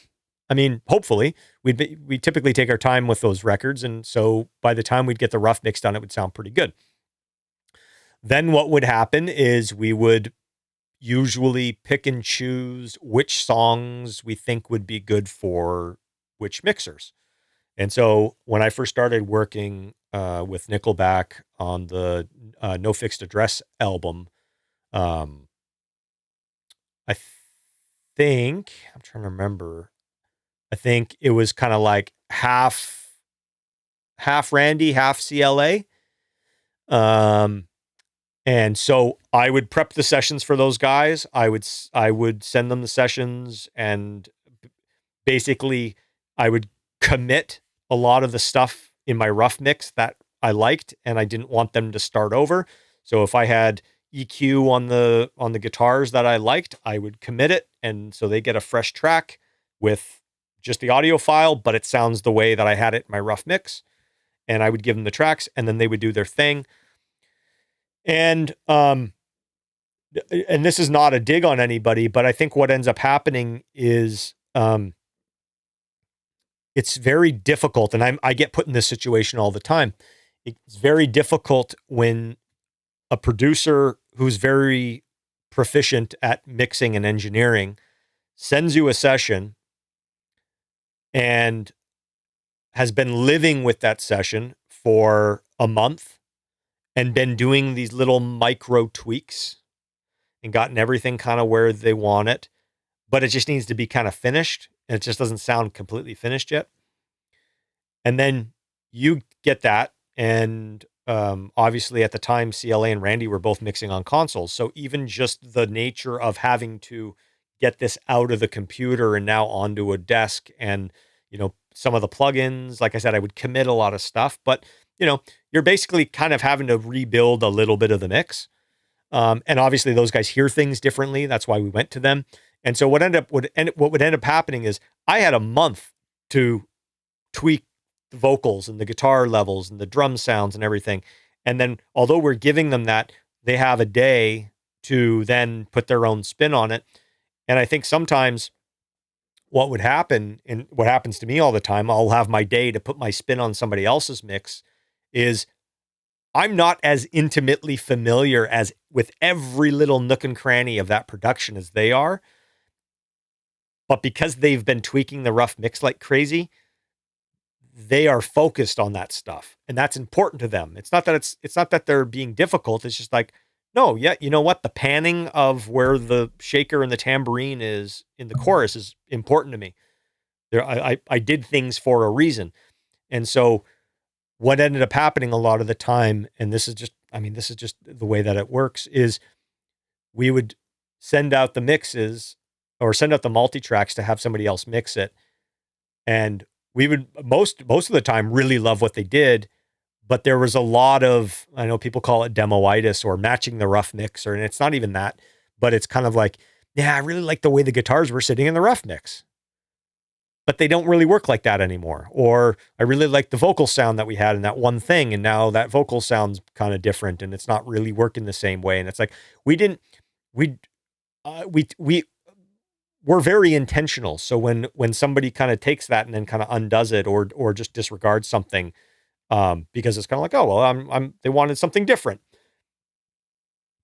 Long-winded way of saying it organically happened to where, let's say 5 mixes go to Randy and 6 mixes go to CLA. And I think on that first record, one of the songs, we just couldn't get the mix right. And so I was like, okay, well, they've both had a stab at it. Why don't I just spend some time finishing the rough mix? And so I did. Okay, done. Next record, same thing. 5 songs go to the CLA, 6 songs go to Randy. They all come back. They sound great, but maybe there's one where it's kind of like, oh man, I think we had something magical in the rough mix. Why don't I spend a couple hours and just finish that? Okay, cool. And then there might be one where it's like, there's something that's just not really connecting on the mix that we had, but instead of making somebody chase the rough mix, let's just finish the rough mix. And that just evolved into getting to a point where I think, and also I was getting better as a mixer, and I was really dedicating a lot of time and effort into getting better as a mixer. And so I think I got to a point. Well, I know on Get Rollin', I know I think the guys kind of made the decision among themselves. They said, "Hey, instead of having a bunch of people mix this stuff and then coming back and finishing Chris's mix, why don't we let Chris finish his mixes? And then anything that we think we need to go out elsewhere for, we will." And so there was one song on Get Rollin' that, I mean, no embarrassment on my part. I couldn't get, and that was one of the ballad of, I don't know, maybe I'd been mixing Skinny Little Missy for too long. I couldn't get the feel of that song right. My mix sounded good. It just didn't have the right feel. So we had called CLA, and he did one and he killed it. So, yeah, that was kind of the way that went. It was a very kind of like natural, organic. So it wasn't like, Chris, you better nail this or we're going to Randy or anything. Like, it wasn't like that. It was just kind of an organic process that definitely, I don't know. I don't know if I would have been able to handle the pressure if they were like, mix shootout. If you don't get it, you're never mixing again. So yeah. There you go. Vocal arrangements on Skinny Missy are fire. Thank you. Yeah, that song really turned out really good. Jordan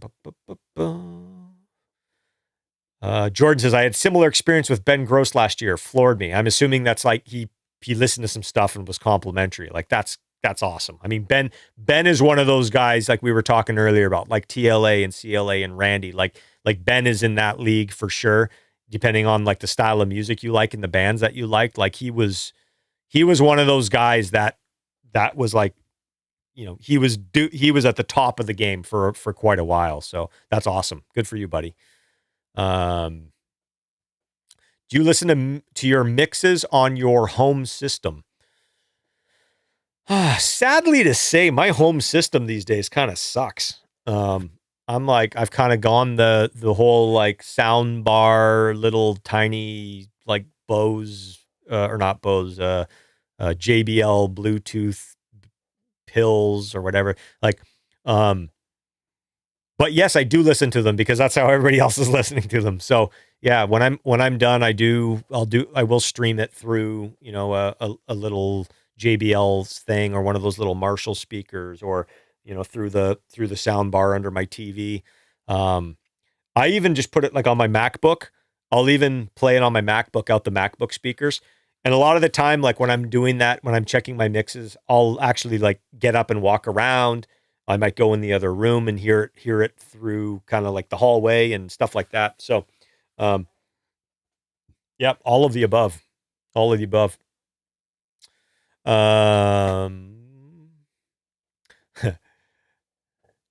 Randy stopped CLA and now you, sir, after I've heard San Quentin snare.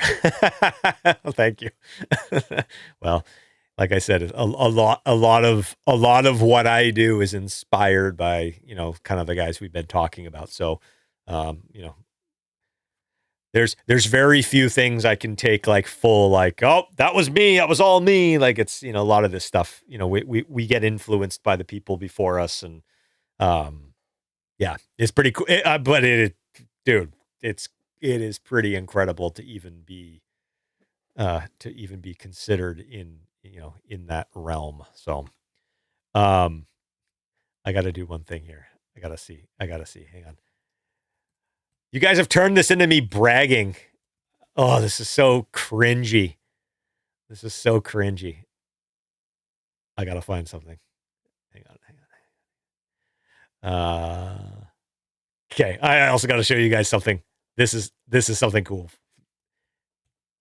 Okay. You go to the Fractal Audio website. So go to fractalaudio.com, and at the very top, they've got an artists tab. Check this out.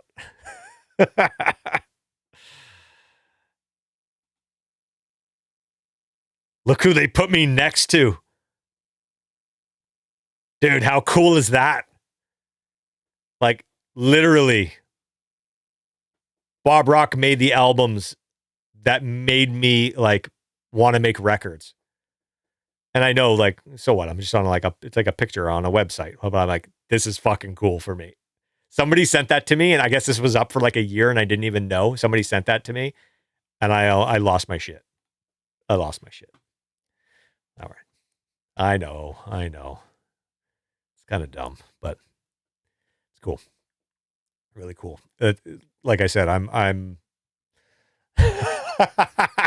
oh, the chat's great. And above Alan's Holdsworth. I love this. Oh man. This is fun. This is really fun. Like I said, the only thing that would make it better is if you guys we were all in the same room together with a bunch of bottles of red wine and some pizzas. That's going to happen.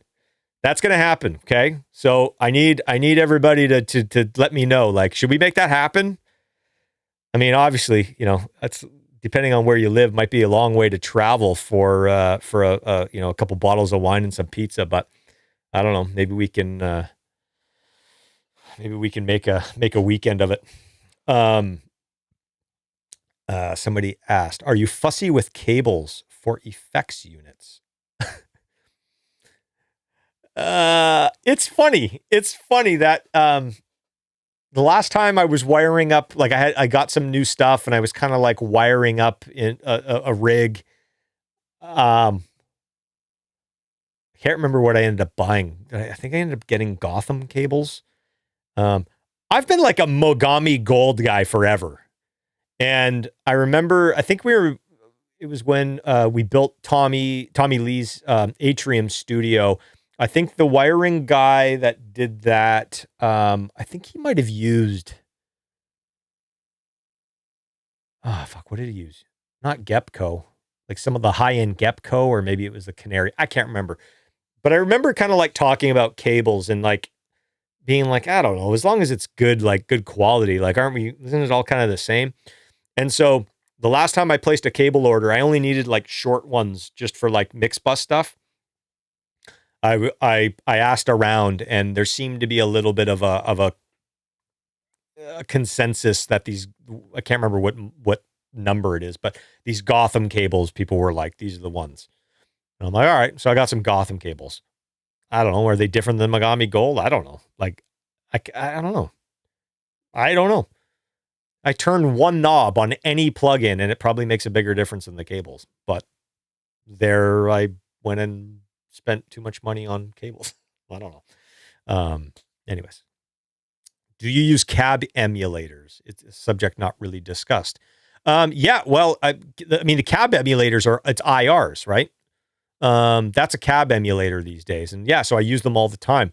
And that's actually, once I can get a setup that I have enough room, I'd like to get my amps all set back up. And I don't know if I'll be able to have them all like just roaring like crazy. So I'll probably have to, get load boxes and just run them into IR loaders, which I don't mind at all. I love that workflow. So, how to bands should talk to Elite Mixer when they have a vision, but like don't have enough good engineer that would do a right rough. Okay, so I'm gonna how should a band talk to Elite engineer when they have a vision, but aren't able to kind of like put a rough together to show them what they're looking for? I think that's a little bit of a, I think that's just a little bit of the maybe pointing to some references might be a good idea, but references that make sense. So, like if your band sounds like, I don't know, pick a, if your band sounds like Anthrax from 1989, and all your guitars were recorded with that kind of sound, and your drums were kind of your raw drum sounds kind of sound that way. But then you go to the engineer or you go to the mixer and you say, "Oh, I really love the sound of like Muse records." You're like, it doesn't really translate. So find some references that translate. And I think a lot of guys will appreciate that, even just to give them an idea. So give them 3 or 4 songs that make sense and are somewhat relatable to what you're doing. Give them some references that kind of point them in the right direction. And then don't be afraid to like really tell them what you like and what you don't like. So say, yeah, I really like the way that the snare sounds. I'm not as crazy about the way the kick drum sounds. And then hopefully that they'll have enough rapport and they'll have enough communication skills to have that conversation with you to kind of figure that out and to kind of parse through what that really means. So it's a good question. It's just a very, very kind of big, broad question. So don't matter. Sounds like everybody's up for a trip. Okay, well, let's do it. I still want you to mix my band. We got off tour with Theory in February. Would love to have the new album when ready. Well, shoot me an email. We'll definitely talk about that. I think I saw earlier on in one of the chats here, somebody asked, do I only mix big bands or do I work with anybody? Man, I love good music's good music. So if it's something that I connect with and it's something that I like and it's something that I think I'm a good fit for and I could help with, then yeah, absolutely reach out. What I like to tell people is never hesitate to ask. Just don't be offended if I don't say yes. But I'd rather you ask, because I think a lot of the times when I've heard people being like, I didn't know if you'd consider this, and it's something that I end up really liking, and it ends up being something that I think turns out really good. So definitely don't be afraid to ask.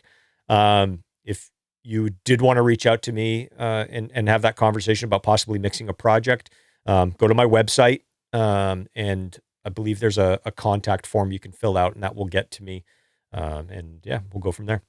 So I'm going to answer a few more questions from the chat, and then I'm going to go to, we did get a couple questions not a couple, we had quite a few good questions from the newsletter replies. So let's go to that in a second.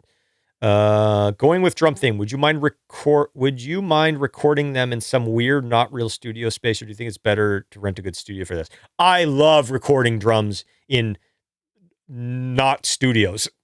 Sorry for the bad vocabulary there. In non-traditional studio environments. I love that.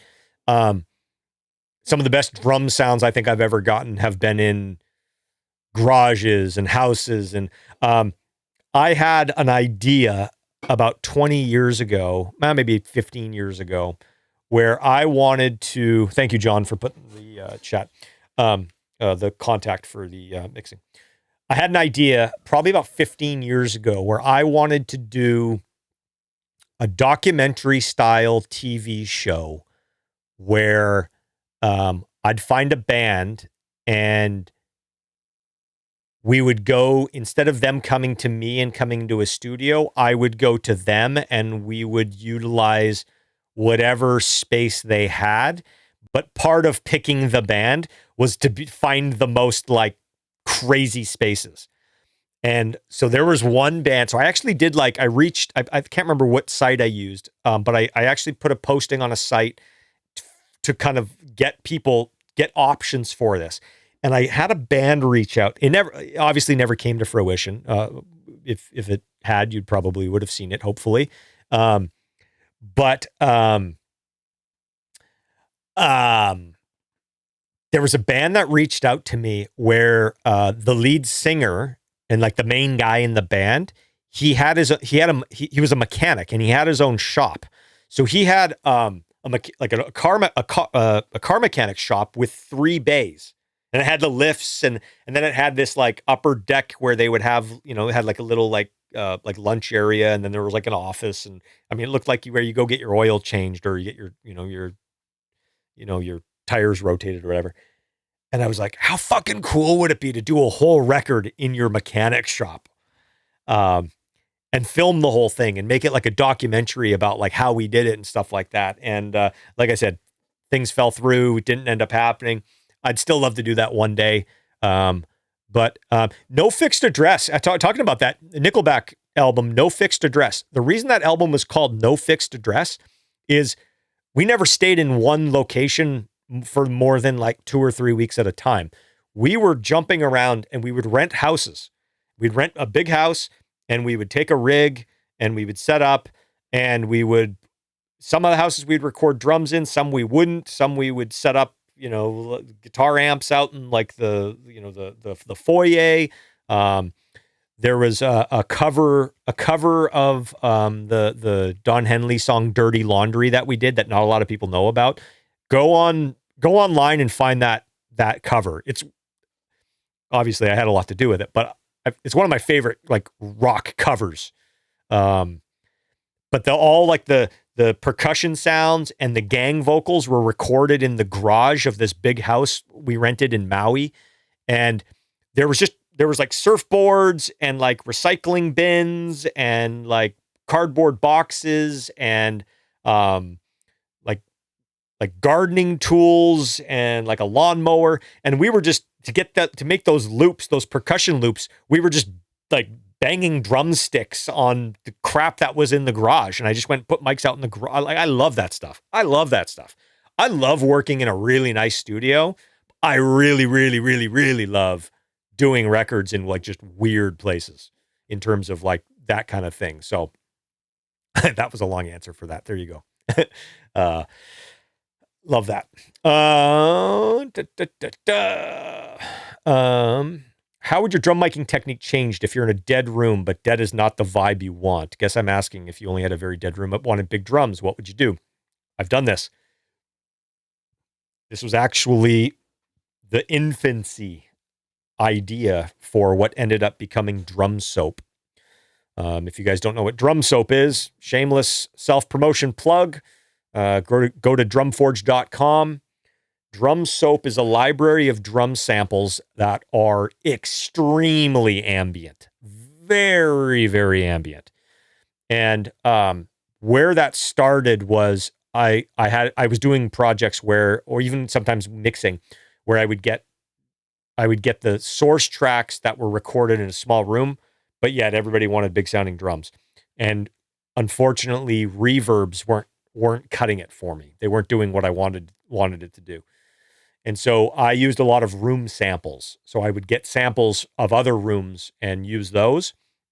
The other trick that I did quite a bit, and I still do every once in a while if I'm in a studio that's not as live as I wanted, I'll set up mics, room mics, even though the room's not very big and even though it's not really reflective. I will set up room mics, usually using a really clean microphone. Like I've got Earthworks measurement microphones that I use for this.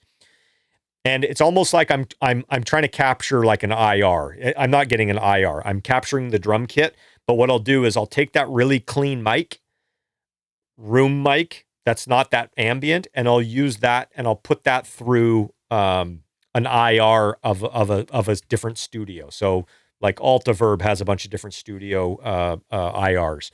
And some of the other IR reverbs do as well, or just get an IR reverb library. And I'll use those mics to then push through the IRs. And then you can compress them the way you would a room mic, and you can EQ them the way you would a room mic. And then mixing that with room samples. So instead of having a dry snare that's got a little bit of like room on it, like use only the rooms. And using kick snares and toms for that, using room samples, I've gotten some sounds that are pretty damn convincing on records that you guys have heard that sound like they were recorded in a giant studio that were, basically a closet. So yeah, there you go. Okay, so in my dream, I will write, "Dear Randy, I love looking in the view" by Alice in Chains. Thanks. Your help. Exactly. Okay. Okay, cool. Let's hit some of the questions that I had come back through the newsletter. Again, please excuse the lack of graphics. Okay. Lack of graphics. No kidding, Chris. Evan, how would you go about adding electronic synth drums or parts to a song? It's become very popular. Huge fan. Thank you, Mick Gordon. You know what? To be honest with you, I don't do a ton of this stuff, so you might be asking the wrong person. I agree with you. It's like there is some of like the modern metal stuff has definitely turned into that. A lot of the stuff I mix, has elements of this. It's not uncommon to have like 808s and trap hats and stuff like that. But the real kind of like EDM type stuff, not really my thing. So, sorry to not give you a good answer on this. I've always found it kind of like, I don't want to say hard to mix the two. But I do find that, like, depending on what you're going for, I think sometimes it has to be a little bit of an either or, like having like the, if you've got the 808 going under a live kick, it's a thing, but it's like to me, it sometimes just muddies things up. So I think like to me, now I'm thinking about the times that I've done this. When I've been successful doing this, when I've actually done it and liked it and thought it turned out well, I've typically used like the electronic drums as almost like separate loops or percussion, and I haven't really treated them like the drum kit per se. So the electronic stuff is either for a section where it's an effect, or it's to go around and in between what the live drums are already doing. So maybe trying to think of it as like that might help a little bit, as opposed to, it trying to serve the same purpose, try to kind of fill in some of the spaces in between. But again, it's, not totally my thing. Do you have any go-to production tricks you like to use? Anything you provide samples of? Reverse reverb, fade, glitch effect, anything like that? Ear candy, transition effects, etc. Yeah, I mean, I do love like reverse. Here's the thing I like. I get a lot of mixes, and you've got like you've got the risers, you got the sweeps and all that shit. I do like that stuff. I like to use elements of the recording. I find it odd, not odd. Yeah, I guess it's odd. Sometimes. When it's done tasteful, not really, but I sometimes find it weird when you're listening to this is in context of a rock song. I find it odd sometimes when you're listening in context of a rock song, and there's big drums and there's big guitars and there's vocals and it's sounding good, right? And then all of a sudden out of nowhere, there's this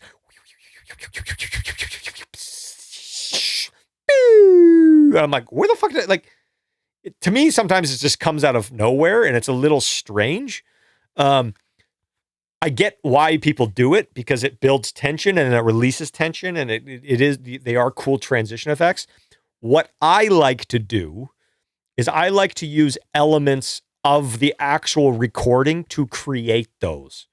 So without getting too in the weeds on this, and I mean, we could do a whole episode just on this, but like one of the things that I would do is like, let's say, let's try something here. Song, living my life like a country song. Okay, so here's a perfect example. I'm gonna duplicate this. Let me do this. I'm gonna commit this actually, and we're going to put a big reverb on this. Okay, and we can just do deverb. It's fine. And this isn't anything special. You've probably done this yourself. You're like, yeah, Chris, I know that. I've done this before 1,000 times. A country song. Country song. Country song. Okay, so then I'm going to commit this with all the reverb and stuff, right? Do nothing. Fine. Okay. So what I like to do is instead of going into a sample library and just grabbing like some sort of like I don't know, just sound effect that came off of a keyboard or some sample library, I'll use something like this as the way, the kind of the transition, right? And obviously it doesn't need to be that long.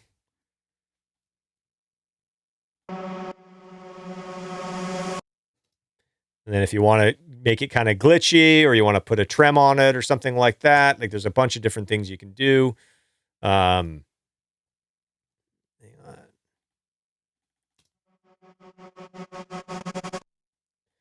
Right, and you can automate this. Right, so let's put the rhythm. Where's my rhythm?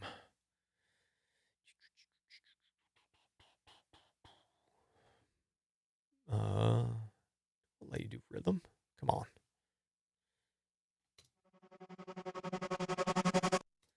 Or you can do. I thought you used to be able to automate this. Can you not automate this? No. Well. So now you've taken something that's actually in the song.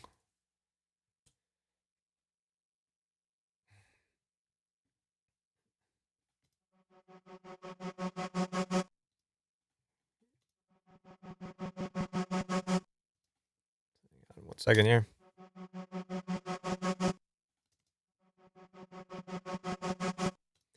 Okay, and then if I'm assuming somewhere in the song you probably have a kick crash. Let's mute this.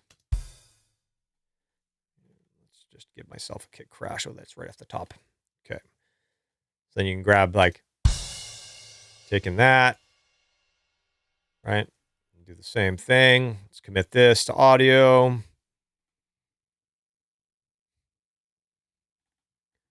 Reverse.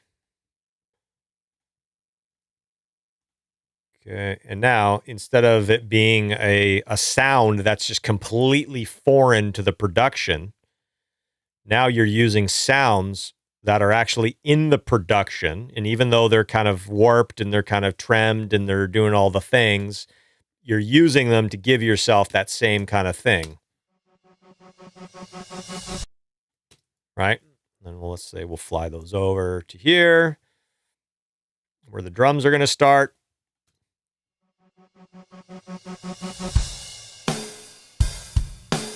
Okay, just very quick and dirty example, but it kind of gives you an idea of maybe like something that you could do. So one of the things I like to do is part of my production.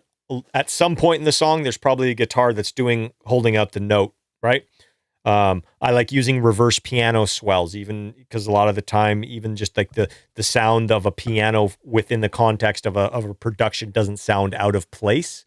So going back to kind of like tips and tricks for that, that's one of the things that I'll try to do. I'll try to take the elements that are already in the recording and use those to create reverse, add some rhythmic elements, add some panning, add some filtering.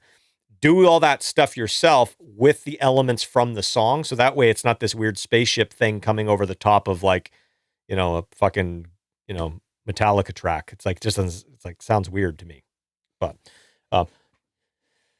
like I said, the people who do it tastefully, they do it great. And there's a lot of people who do it with not a lot of taste. So there you go. Okay, next question. Jesse from the Netherlands. When you're producing, question about producing in the pre-production process. What are the most common things a band needs your help with during pre-production? Song structure, fine tuning, adding, removing sections, changing tempo, key song, maybe suggesting other arrangements, adding another instrument. You also sometimes suggest change lines, lyric, changing a melody. In short, what's your role in turning a good song into a great song? Man, I think you just nailed it. All of the above. I'll walk you through quick process of, let's say, a hypothetical band. Number one, helping them go through their material and picking which songs we should even kind of like promote to this pre-production process. A lot of bands are not very good at being their being their own critic.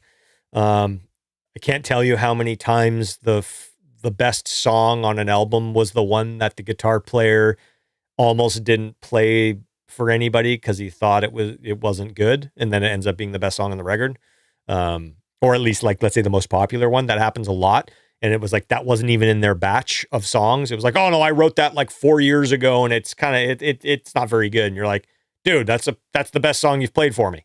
So helping the band pick what songs we should even potentially like throw in the ring. Once that's done, yes, going through, the easiest thing to do is song structure. Again, like does a song, is the verse too long? Is the intro too long? Do we need a cool intro? Do we need a bridge? If there is a bridge and we don't need it, should we cut it? If the song doesn't have a bridge, do we need one? Do we need a part after the first chorus? Do we need a reintro? All that stuff. That's big. Tempo is a big one. Key of a song is also a big one, especially depending on the singer. I think a lot of the time that's kind of the limiting factor that, I'd say most professional producers who are doing stuff that's on the radio, they're conscious of what tuning and what the key of the song is in, mainly for the singer. But I find a lot of, let's say, aspiring producers or aspiring like self-produced bands, they're just like, oh, the guitar riff is cool in drop D, so that's where we're going to do the song. And the singer can't either sing that low or sing that high. So, yeah, all of that. Once that stuff's kind of progressed, yeah, if there's a weak lyric somewhere, absolutely. I'll be like, yeah, that lyric can be better. Or if there's a vocal melody, that could be better, great. If there's a vocal melody that's really strong but doesn't repeat anywhere, be like, maybe we should take that part, we should turn that in like a post-chorus hook. And now we got a tag at the end of every chorus with that cool vocal melody. All of that stuff. Guitar lines, helping construct guitar solos, just helping with the overall sonic footprint or fingerprint of an album.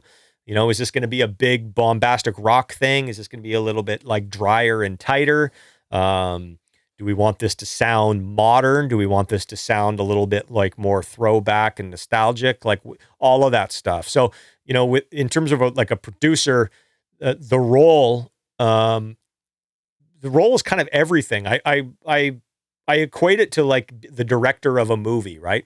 So you're kind of helping get the overall vision, and making everything as good as it can be. And that's kind of something that I strive for. Is I always want to make everything as good as the next thing. So if the verse isn't as good as the chorus, then we need to work on the verse. And if now the verse is better than the chorus, well, now we got to make the chorus as good as it can be. And now you get to a spot where you're like, oh man, I love the verse, but I also love the chorus. Oh man, I love the guitar solo, but I also love the bridge.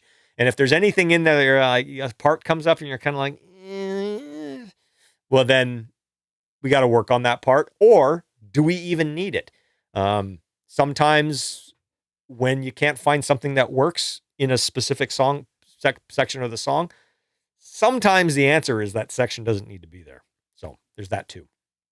Great question. Blake, been heavily entrenched in the new Scott Stapp CD Higher Power, one of the Scott's best, sonically and song-wise. Oh, thank you. I'm aware that you mixed his other solo efforts. Excellent job on all. Interesting that no musicians were credited on the CD. Also, that is interesting. I didn't know. Are most drums live with samples, or are they MIDI drums? Drums on track 1 versus 3 appear to be different, with track 3 being the best sonically for my money. Maybe they are the same and you approach them differently. I'm not even sure which song track 1 and track 3 are. From my recollection, that album, I think, was actually, I think most of the songs were live drums, but obviously heavily supplemented with samples. I can't remember if there were a few in there that were all MIDI or not, but um, uh, regardless of that, yeah, it's interesting. You know, we were talking a little bit earlier about like continuity across albums. Um,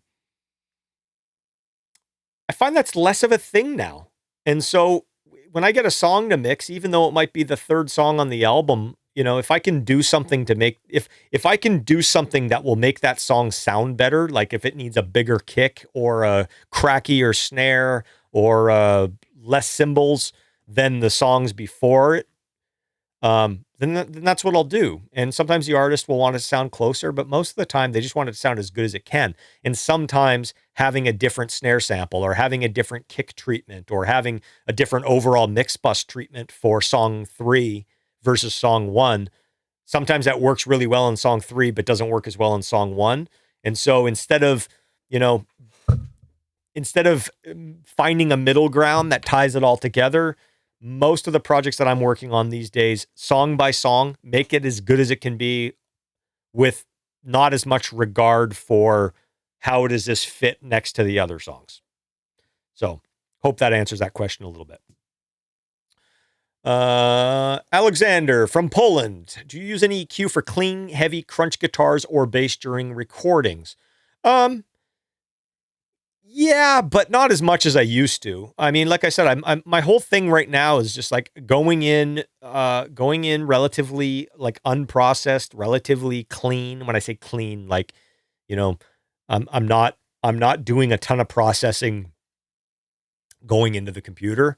And then I'll do a lot of that in the box. And then usually before mixing, I'll commit the stuff. So that way when I'm mixing, I'm starting almost like with like a fresh track. So I will, you know, if it needs it, I do. I used to actually, like when I was working at the chop shop and even at like, at the atrium, when I had like a setup and everything was always kind of set up the way that I wanted it set up. I would have all the guitar amps on the console, little faders feeding to a bus output. And then I would usually have a pair of EQs on the bus outputs. And so once I get the blend that I wanted, if I just needed a little top end, I would just go over to the EQ and just add a bunch of top end. Now I'll just go in and I'll do that in the box. So, what kind of combination of acoustic guitar, strings, gauge, pick thickness, EQ, compressor, mic would you recommend for this classic acoustic guitar radio sound that you did, for example, with Nickelback those days? Man, that's a lot. There's a lot of variables there. Honestly, I don't. You know, I think if you're going for that sound, a very kind of articulate, bright acoustic guitar, strings, you know, fresh strings, you know, gauge, I would say whatever's comfortable to play and whatever stays in tune for the tuning that you're in. Pick thickness, that depends on the part. It also depends on the player. I love, for acoustic guitar, I love 60 mil or point, I guess 0.6. Yeah, 0.6. Dunlop nylon picks or the Herco picks. I love those for acoustic guitars. Mics we talked about earlier, EQ, compressor. Again, I'm doing that all in the box these days. So, as all pros, I understand that you go with pre plus comp with no EQ for vocals. How much compression and ratio do you use?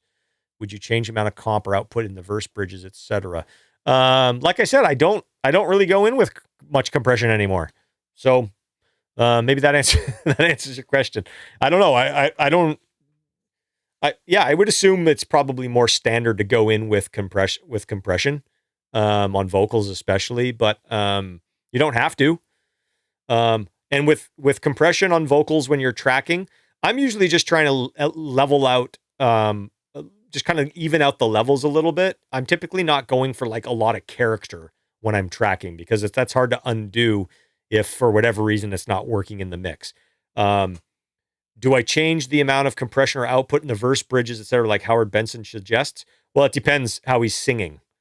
So I think probably, I mean, I'm not sure what you're referring to with what Howard suggested, but I'm assuming if you know if the singer is singing a little lower or quieter in the verse, then yes, you should adjust the level and the compression versus if he's singing loud, full out in the chorus. So, and like I said, I do so much of that in the box now. So, thank you for those questions. Tom, on one of your streams, you mentioned the use of multi-mono plugins. So that's something that may take a while to explain or something like that. Where would you use a multi-mono plugin and where would you not use one? Thoughts on multi-mono plugins? Okay, cool. I wish I would have got this. I should have opened this one first because now we're like 3 hours in and I'm like, oh, we'll talk about that on the next one. Really quickly. I'll give you an example. Okay, I'm just going to do this for 1 second. Give me 1 second here. I'm going to import a snare top and a snare bottom. There we go. Okay. Oh, why are these all chopped up like this?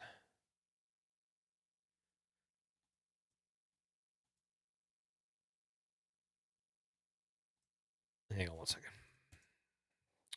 Stand by.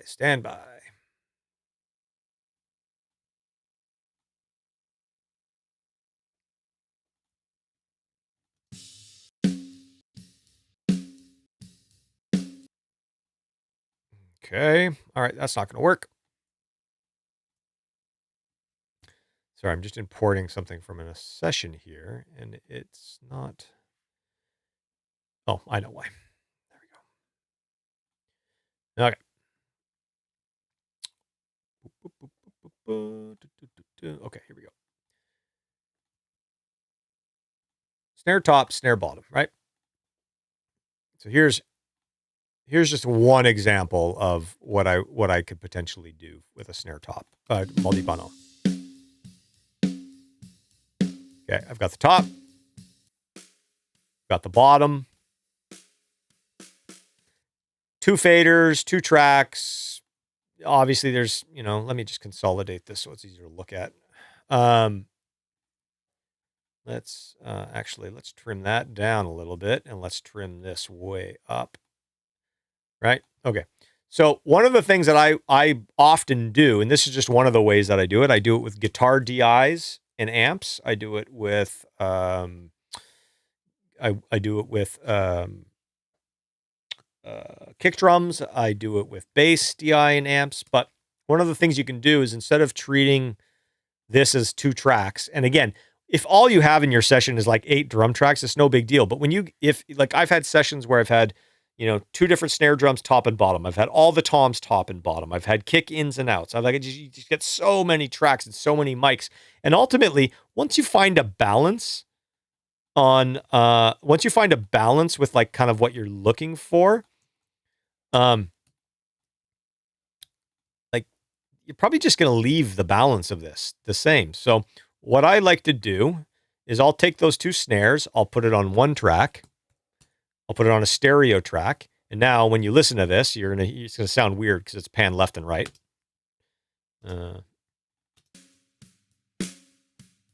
Sounds bizarre, right? Okay. So first of all, we'll pan those both into the center, right? The next thing we're going to do is we're going to put on, this is where the multi-mono comes into play, right? I'm going to put on a multi-mono trim plugin. Where are you? Trim. Okay.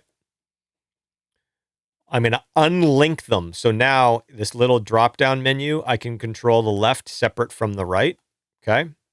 And so now what I can do is the left side is the snare top. The right side's the snare bottom. So I'm going to check the phase.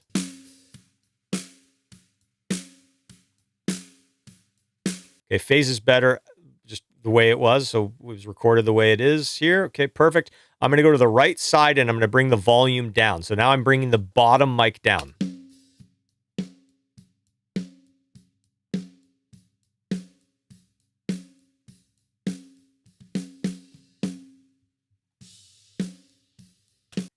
So basically what I've done is I've mixed in the bottom snare mic into the top snare mic. It's down quite a bit. That's what the right side of the trim plugin's doing. The left side's still at 0 dB.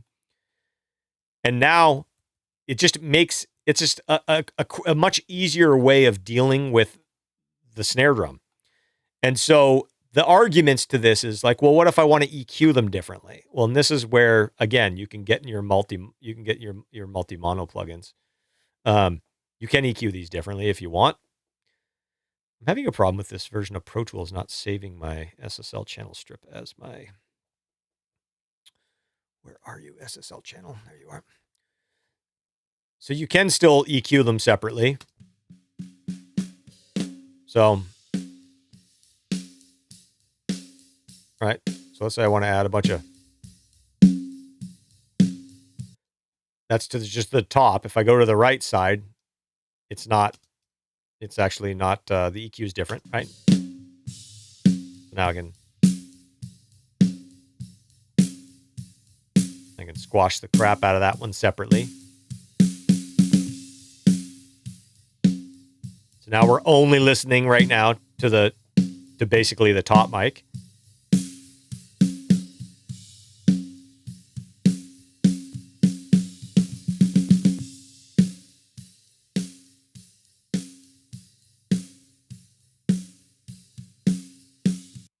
Okay, so now basically what I've done is I've taken 2 tracks, I've put them on a stereo track, panned them both up the middle, and this just gives me a way to just streamline my session quite a bit. And now any processing I do, I'm treating this as like one channel now. Like I'm like, okay, this is just one snare sound, right?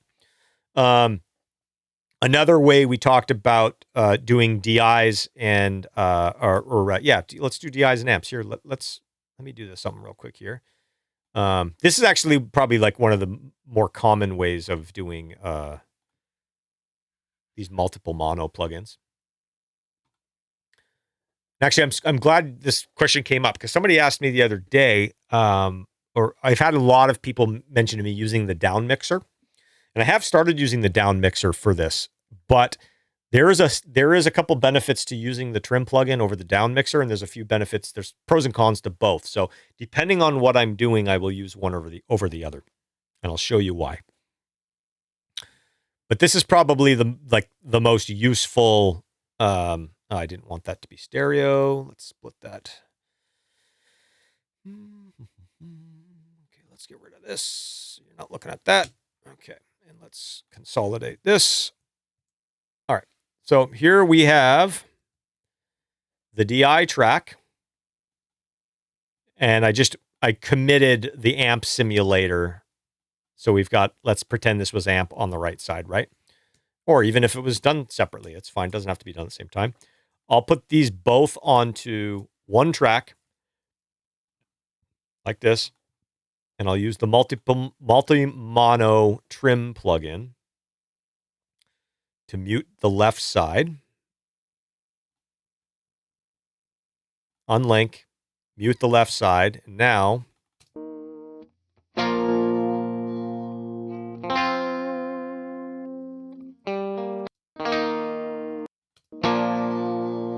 right? You're only seeing the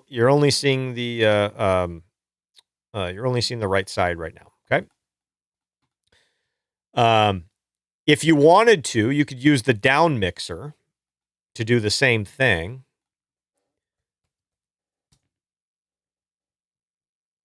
And this just lets you mute the left side here, right?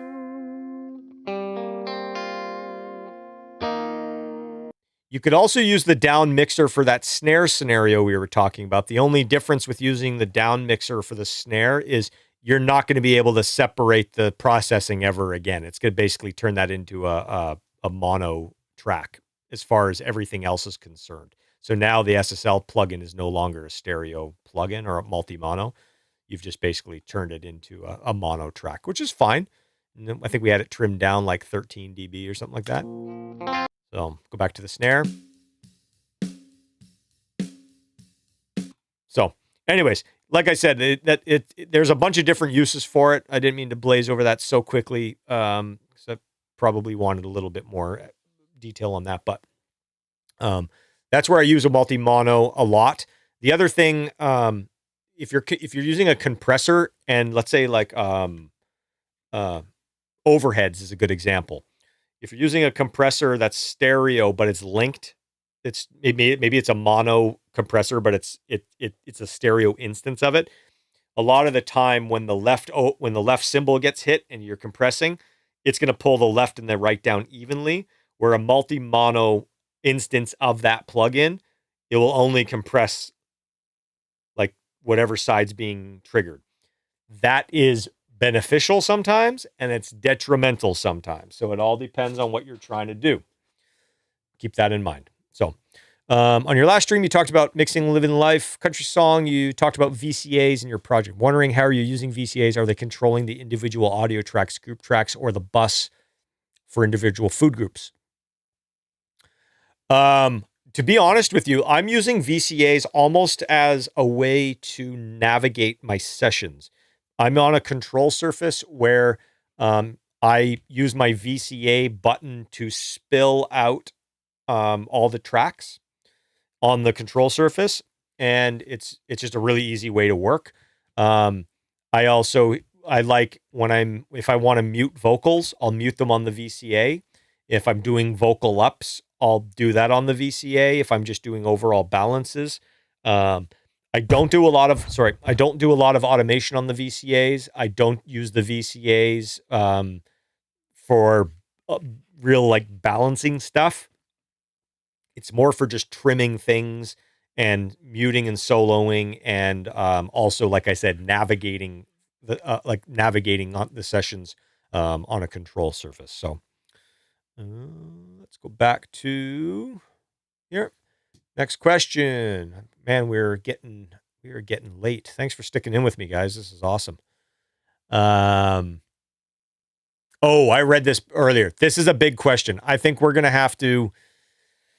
Man, this is a lesson in itself. Basically, the idea is, or the concept of the question is like, when you're routing, if you have a bunch of snares and they're routing to a folder, and then the folder is also then being routed to a bus, and then maybe that's going to your mix bus, but you've got a send on one of those snare tracks, and that send's going to a reverb.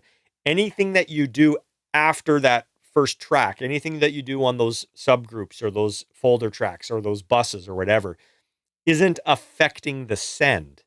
So if you bring the volume down, it's going to bring the volume down to the snares, but the send is still going there. So how do you deal with that? A little bit of that is just, you got to figure out what workflow you find yourself doing the most. And if you find yourself having a sample being sent to a reverb, but then you're doing a lot of automation on a folder track, I wouldn't send that sample into the folder track, unfortunately. Like, I think you just have to figure out what's the most common scenario and optimize your workflow for that scenario. So that way the exception is the exception and not the norm. So, how and when in the production process do you decide if new layer parts are needed to get the right sound? Percussion or the guitar stack you showed in Theory of a Dead Man. Do you have a general system for this, or what needs to be already done to properly judge that? That is a good question. I think ultimately it's one where, sorry, where did we go? Here we go. That's just as I'm hearing things. If I'm like, oh, that sounds good, but I want it thicker, or that sounds good, but it's not filling that frequency range, or we need a little bit of rhythm, or I just need a little bit of overall aggression. It's just kind of listening and determining what's needed.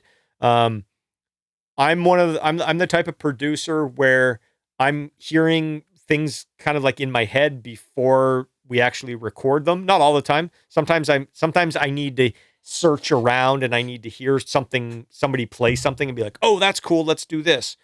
But most of the time, at least with like the meat and potatoes, I hear a lot of that stuff in my head. So then it's a matter of just figuring out how to get that sound that's in my head coming out of the speakers.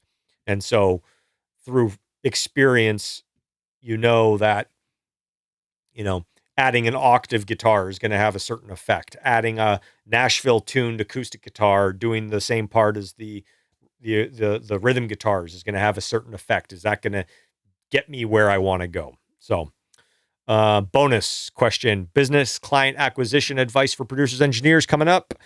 We're gonna put that on the back burner for the business live stream that we'll do. So, when using 4 or more bass tracks in a rock metal mix, how do you go about high pass filter and low pass filter the tracks?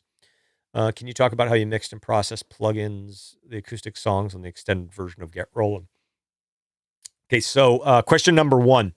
Well, typically the reason I have 4 bass tracks is because either they're all serving a different purpose. So typically what I'll try to do is I'll try to focus the sound and I'll filter out what that thing is not doing. So a good example, one of the tracks that I have in my template is I call it like a distortion track. And it's usually the DI is duplicated onto this distortion track. And the distortion is usually like a very like Marshall-y, grindy, kind of distorted, almost like very mid-range focus sound. I'm mainly using that for like a mid-range grind. So I'll use a high pass and a low pass filter to get rid of all the stuff that's not that. If there's, let's say I'm using the DI, but I'm using the DI mainly for like a clean bottom end. I don't want the clicky stuff on the DI. I'll use that to filter that off, and I'll get the kind of the clicky stuff maybe from the amp track or the Sans amp track. So I would just compartmentalize why are you using 4 tracks, and depending on why you're using the 4 tracks, should then instruct on how you filter them out. So the Get Rollin' acoustic stuff was really fun. I can't recall. I'd have to go back and look at that. But I'm glad you mentioned that, because sometimes I wonder if anybody listened to those. They are really cool. Can you help explain how to record a great sounding acoustic? What's your acoustic guitar chain? I think we kind of talked about that a little earlier. Cover your experience on room acoustics. Okay, interesting question.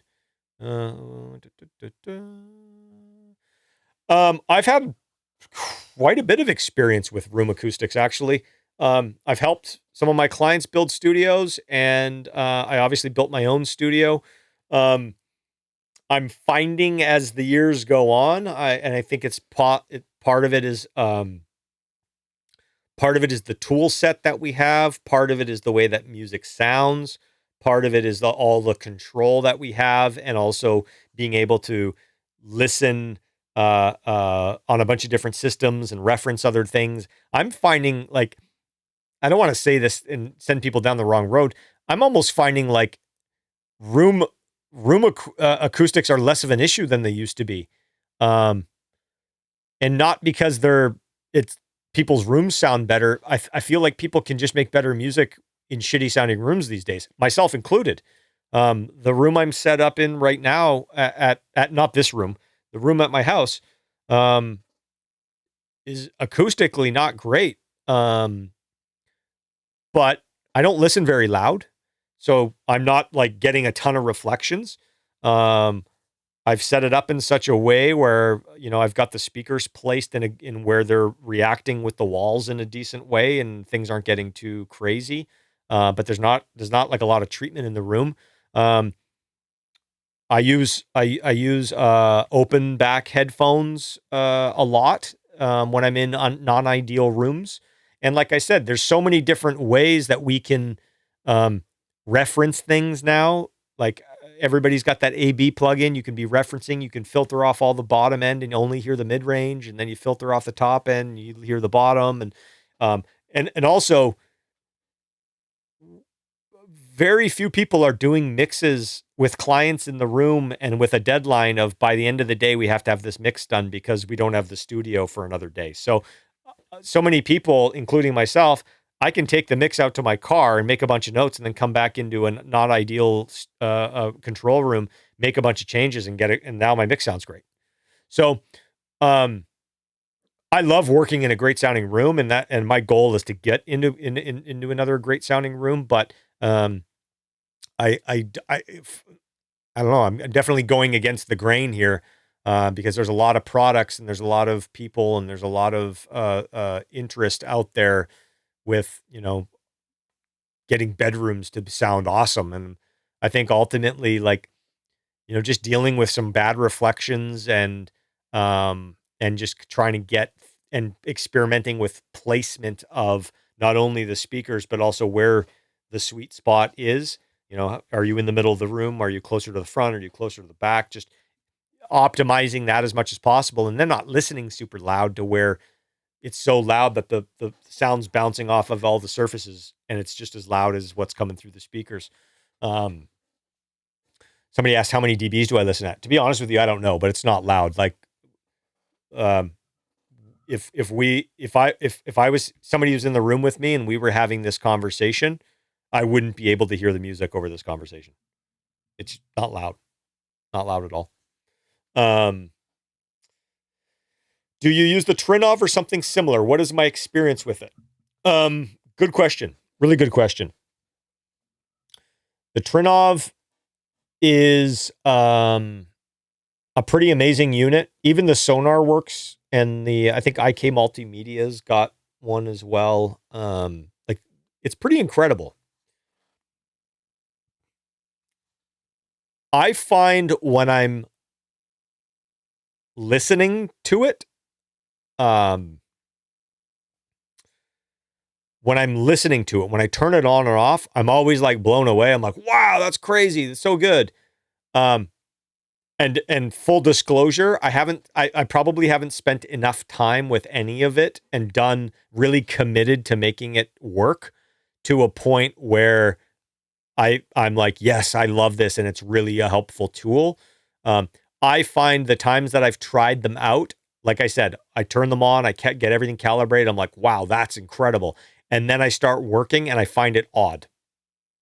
Something's weird. Like I don't know if it's how I don't know. I don't know. Maybe it's all in my head. It could all be in my head. The other thing that I do find a real bummer is the latency. And not so much the latency when I'm mixing, but the fact that when I'm tracking, all of a sudden everything's different because I have to turn it to a different mode that gets rid of a bunch of stuff. So it's almost like I'd almost just rather when I hear guitars when I'm tracking and when I hear guitars when I'm mixing, like I've almost kind of calibrated my brain to what the room is doing. Whereas when you're turning the Trinnov to 3 different settings in order to optimize the latency, it's like, I don't know, it's just too many variables for me. They're amazing tools. I know a lot of people who use them and do amazing work and they swear by them. I think it's just a matter of whether it works for you. And I also think it's a matter of like, I think you got to go and really commit to like using it and really being objective as to what it's doing and if it's helping. So, there you go. You asked, the front wall is of special interest to me. Yeah. Most of the designs that I've been involved with, or that I've been involved with the builds of the front wall, the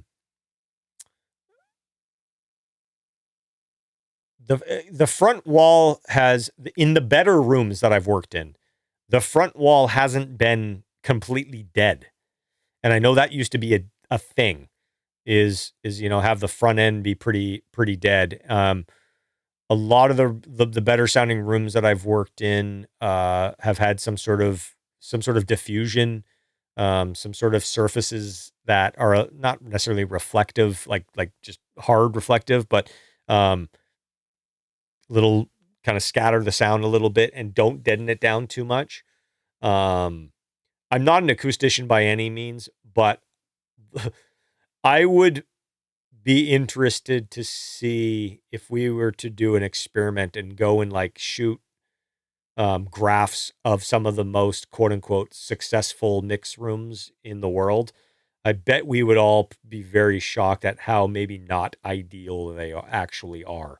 And I think maybe that's why some of these correction things don't work for me, is I think I'd probably bet some serious money that my favorite sounding rooms and the rooms that I've done my best work in are probably far from ideal and are probably far from flat. So maybe all the filtering and making everything too flat is actually what I don't like or what I find difficult to work with. I don't know.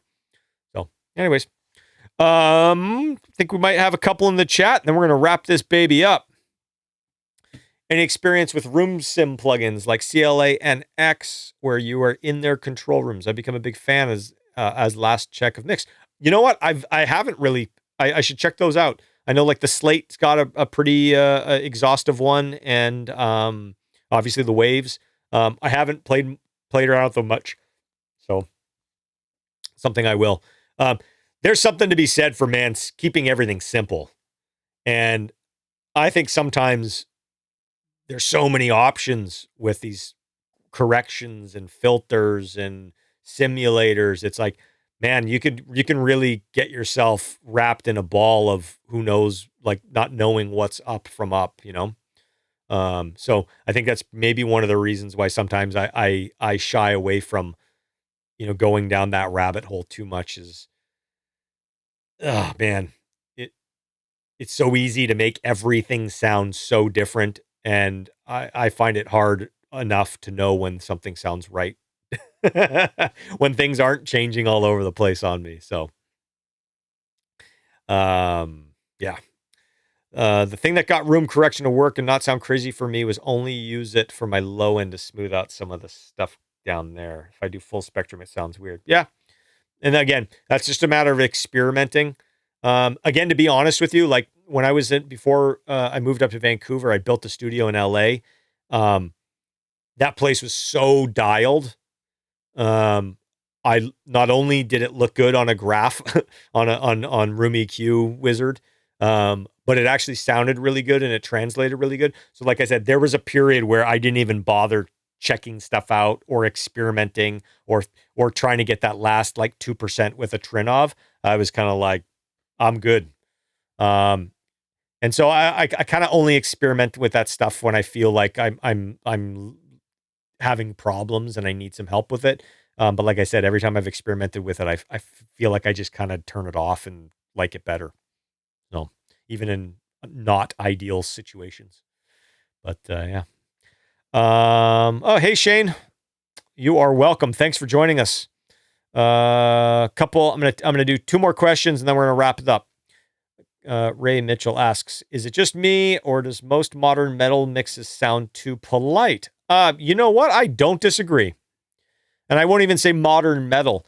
I'll say just like, I don't listen to a ton of like metal. Obviously like the active rock stuff is kind of where I live for the most part. And I agree with you. I think there's a lot of there's a lot of stuff on the charts or, popular bands that we've all known for a long time.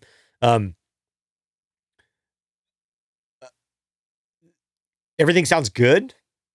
Everything sounds balanced. Everything sounds fun. I wouldn't go like always say exciting, but like it sounds right. It doesn't sound wrong. But I think when you say too polite, my brain, the wording that I use is, it's not, it could be more exciting. And so, yeah, I think again, we've all got tools. We've got Soothe, we've got Fab Filter, we've got all of these tools to take out anything that's harsh and anything that's a little bit, off-putting or a little bit aggressive or a little bit fatiguing. And I feel like it's almost gone a little bit too far where, when things have a little bit of teeth, they make you feel a certain way, right? When everything's smooth and everything's tucked and everything in its spot and everything is kind of just polished, not necessarily in like an exciting way, but polished and just kind of like, yeah, it's easy to listen to. It's nice to listen to, but sometimes you don't get visceral reactions, right? Depending on what the song is, depending on what the style is. Sometimes when a sound happens, I want people to kind of be like, that's kind of annoying. It's kind of obnoxious. It's like, yeah, that's kind of why we want the listener to feel that for a second. That's what the song's about. That's what the emotion's supposed to be. So use the sonics to convey that. And then, oh, by the way, when that sound stops or when that sound smooths out, there's a feeling of like, right? There's this like relief. So that tension release, we do that with sounds.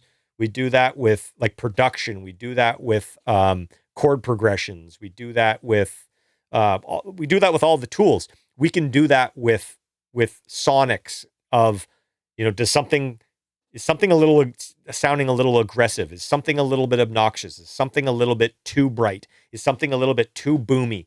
And then what that does is when that thing then kind of gets a little more smoothed out or a little less whatever, then it kind of gives us this emotional dynamic. So I do feel that a lot of mixes have become very much kind of like, not dynamically from like a waveform, but I feel like everything is just kind of like nothing grabs you. And I'm not saying nothing. Like there's a lot of awesome mixes out there, but I'd say on a whole, yeah, it's definitely everything's kind of been homogenized a little bit and just kind of a little safe. So there you go. Okay. Whew. Love this. We are 3 hours in. Man, thank you guys. We had a great turnout tonight. Just looking to see. Yeah, we had an awesome turnout tonight. I appreciate you guys sticking with me this long. Like I said, I love doing these. I love doing these Q&As and these types of forums. I think maybe in the new year we might have to put together a little I don't even know what you'd call it. Get together, meet up, conference, seminar. I don't even know what it would be. I think it would be cool just to do this in person. Maybe we figure out a location, a long weekend or something, or whatever, and be able to really dig into this stuff and have a couple days to kind of go through and dig deep. Speaking of kind of taking things to the next level, I do have on my website, if you are at all interested in getting a little bit more kind of to the next level with any questions that you might have, any techniques that you might want to pick my brain on, anything of that nature. I do have some availability coming up next month for some mix critiques. So you can upload a mix to me. I'll go through it and give you my critique and some suggestions on how to improve not only that mix, but hopefully take those lessons and apply them to every mix you're doing moving forward. And if you're one of those people that, you're really taking this seriously and you want to, invest a little bit more time and money and take the things to the next level. I also do one-on-one calls, so we can pick a topic of your choice, open up a session, and really hear what you're doing in context and really address the things that are your tendencies, maybe not my tendencies and maybe not the way that I hear things, but specifically that are going to help you go through some workflows, really kind of narrow down what your blocks are and what those things you might need to change to break through them. I love the mentoring process. I obviously love talking and teaching. So it's something that I've been getting a lot of really fun experiences out of. And so if that's something that you're interested, check out my website. It looks like John's put a link down at the bottom here, and I think there's also links in the description at the bottom of the YouTube video here. And yeah, feel free to reach out. And until next time, everybody, stay safe. Be productive, keep mixing, keep making music, keep having fun. And yeah, I'm not going to promise another one of these in the next couple of weeks. I've got lots of stuff on my plate, but let's maybe I'll try to aim to get at least another one or two of them done before the year wraps up. And like I said, thank you guys so much. Seeing a lot of familiar names and a lot of the same people coming in every week. I love that. I love the community that we've kind of got going on here, and let's keep it going. Invite your friends. Awesome. Well, thank you so much, guys. Enjoy your weekend. Thanks for hanging with us. And until next time, we'll see you later. Thank you.